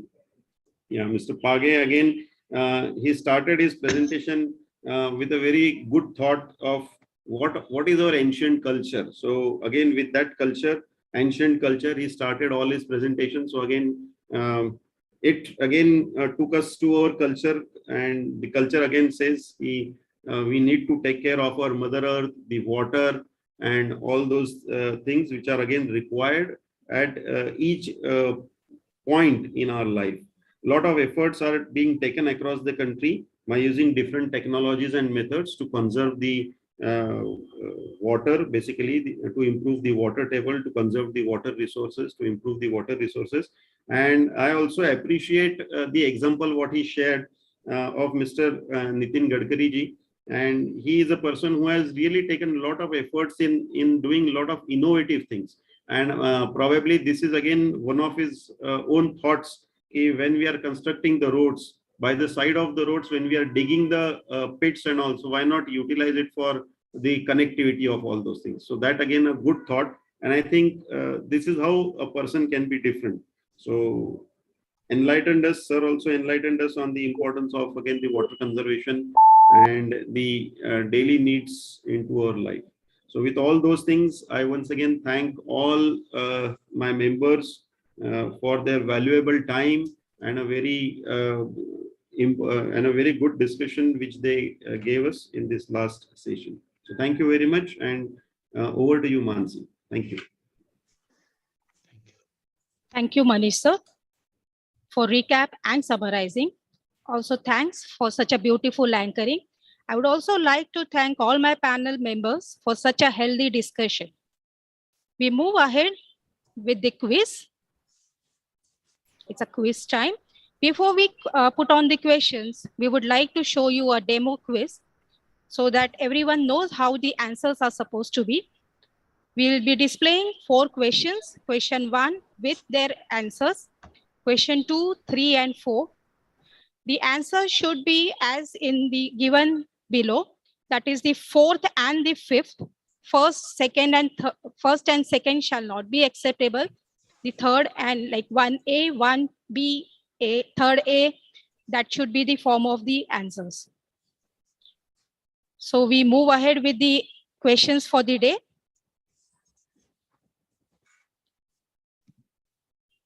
I'll just read out the questions. Please put your answers in the chat box. CPCB stands for Control Pollution Control Board, Central Pollution Central Board, Control Pollution Central Board, Central Pollution Control Board. Question number 2. The cause of reduction in forest coverage is rising agriculture, rising manufacturing units, rising pollution, rising tourism. Question 3. What is the main cause of water pollution in urban area of India? Industrial waste, untreated sewage, and garbage. 4. Which of the following is not a biodegradable waste? A. Food waste, medical waste, paper waste, green waste. Please put your answers in the chat box. The timer starts now and shall be closed once the administrator changes the slide.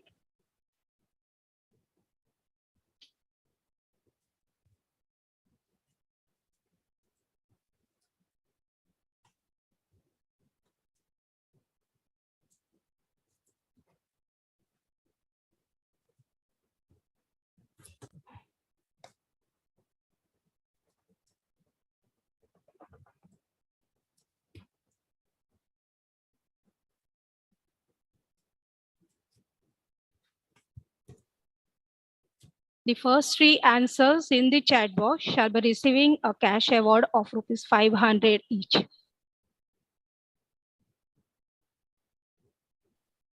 The correct answers are 1D, 2C, 3A, 4B.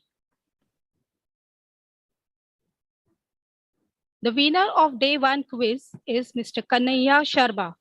Mr. Kanhaiya Sharma is requested to contact Ms. Shushma Kindalkar on the below given details. Winners for the poster competition are: first prize goes to Ms. Rajasi Patil in the students category, Ms. Riya Chabria, second prize, Ms. Kanisha Kindalkar, third prize. Congratulations to all the little winners. Winners of poster competition in the delegate section, Ms. Achal Chabria, Mr. Kanhaiya Sharma, and Mr. Sunil Chabria.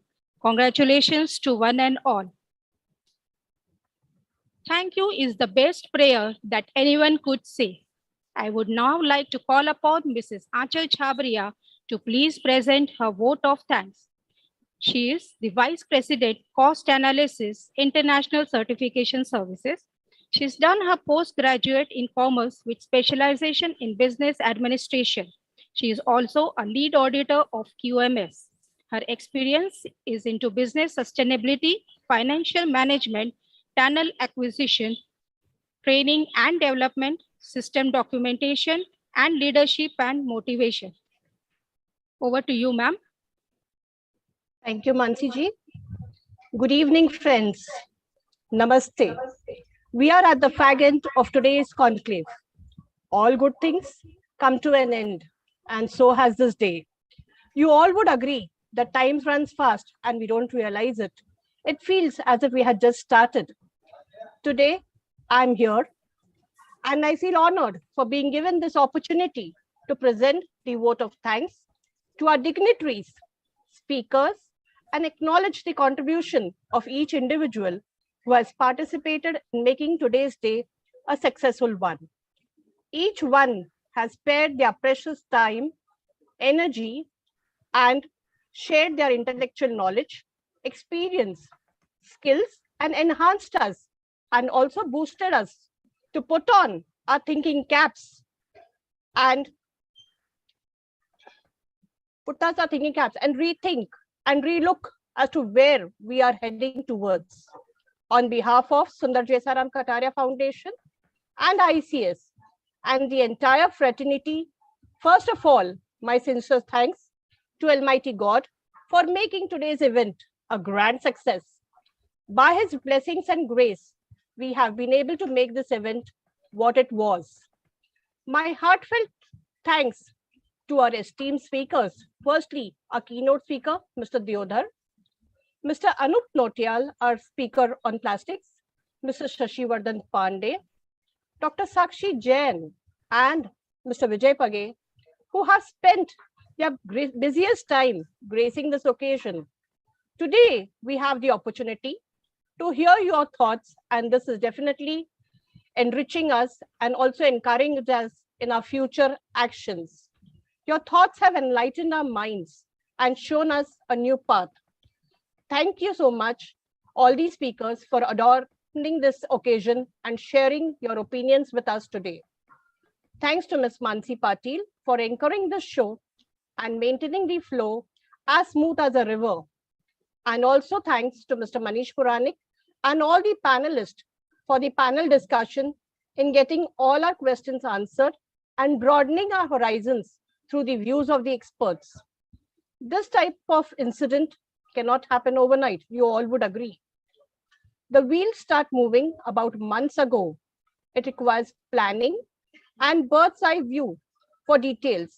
We have been fortunate to be supported by a team of very active and dedicated employees of our own organization who are well versed in their jobs. I lack words for their participation and willingness to complete the tasks beyond their comfort zones. A special mention to our venerable chairman, Mr. Sundar Kataria, Dr. Sundar Kataria, being the catalyst that inspired us to do our best and stand as a pillar of power. I also would like to thank the people who have worked behind the scene to execute this event, our technical arrangement team, the conference setting, the Love You music, so on and on. The team is there. Finally, I would like to thank the audience, the change managers who are here today because they care for the environment. It pains them, and so they are here today for a better tomorrow. While ending this session, today we vow to our Mother Earth that it is our responsibility to take care of her. She has nurtured us, enriched us, and now we promise to leave this earth a better place than what it was when we arrived. Let us all vow today. Together, let us vow that we shall be a part of the solution and not a part of the pollution. Thank you. Over to you, Bansiji. Thank you, ma'am, for such a wonderful vote of thanks. We move ahead with the day 3 agenda for tomorrow. It starts with a recap. Make in India by S. Sitarasu. Oil spill management on land by Gauri Gatha. Way beyond prevention by Professor Prakash Shastrabudhe. Biomedical waste development in industry by Dr. Vijay Bade. Keynote speaker B.K. Suraj Bhaiji, who is also an international motivational speaker, followed by panel discussion, recaps, quiz, and best slogan competition. We thank everyone for being a part of this Sadgun Sangh Paryavartan 2022 One Earth.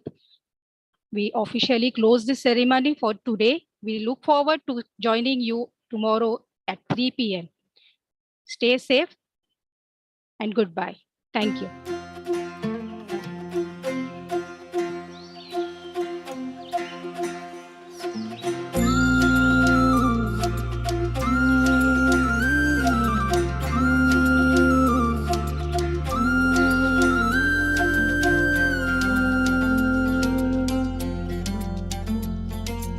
एक दिया बाती हजारों रोशनी घुल घुल जाए हवा में जाए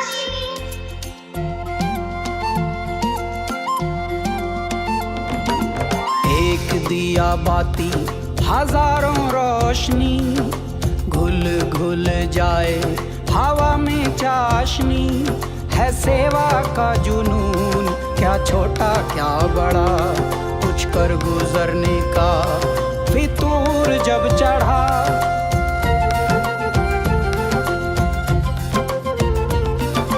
तूने है सिखाया हो, धूप में है छाया हो, एक सोच है जागी जागी धरती के लिए, एक जोत है जागी जागी प्रकृति के लिए। ओ हाँ, ओ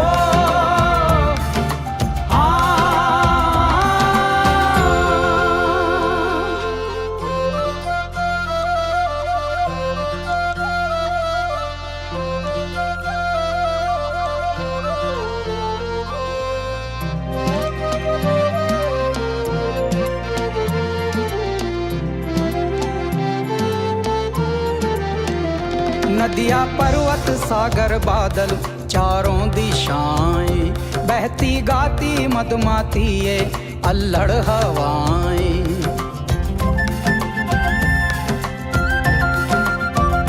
बल खाती आती तरंगे ये लहरें किनारे, चमके पेड़ पत्ते बूंदे झिलमिल सितारे।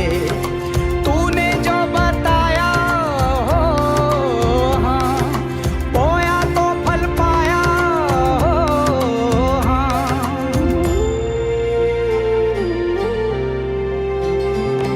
है सेवा का जुनून, क्या छोटा क्या बड़ा, कुछ कर गुजरने का फितूर जब चढ़ा।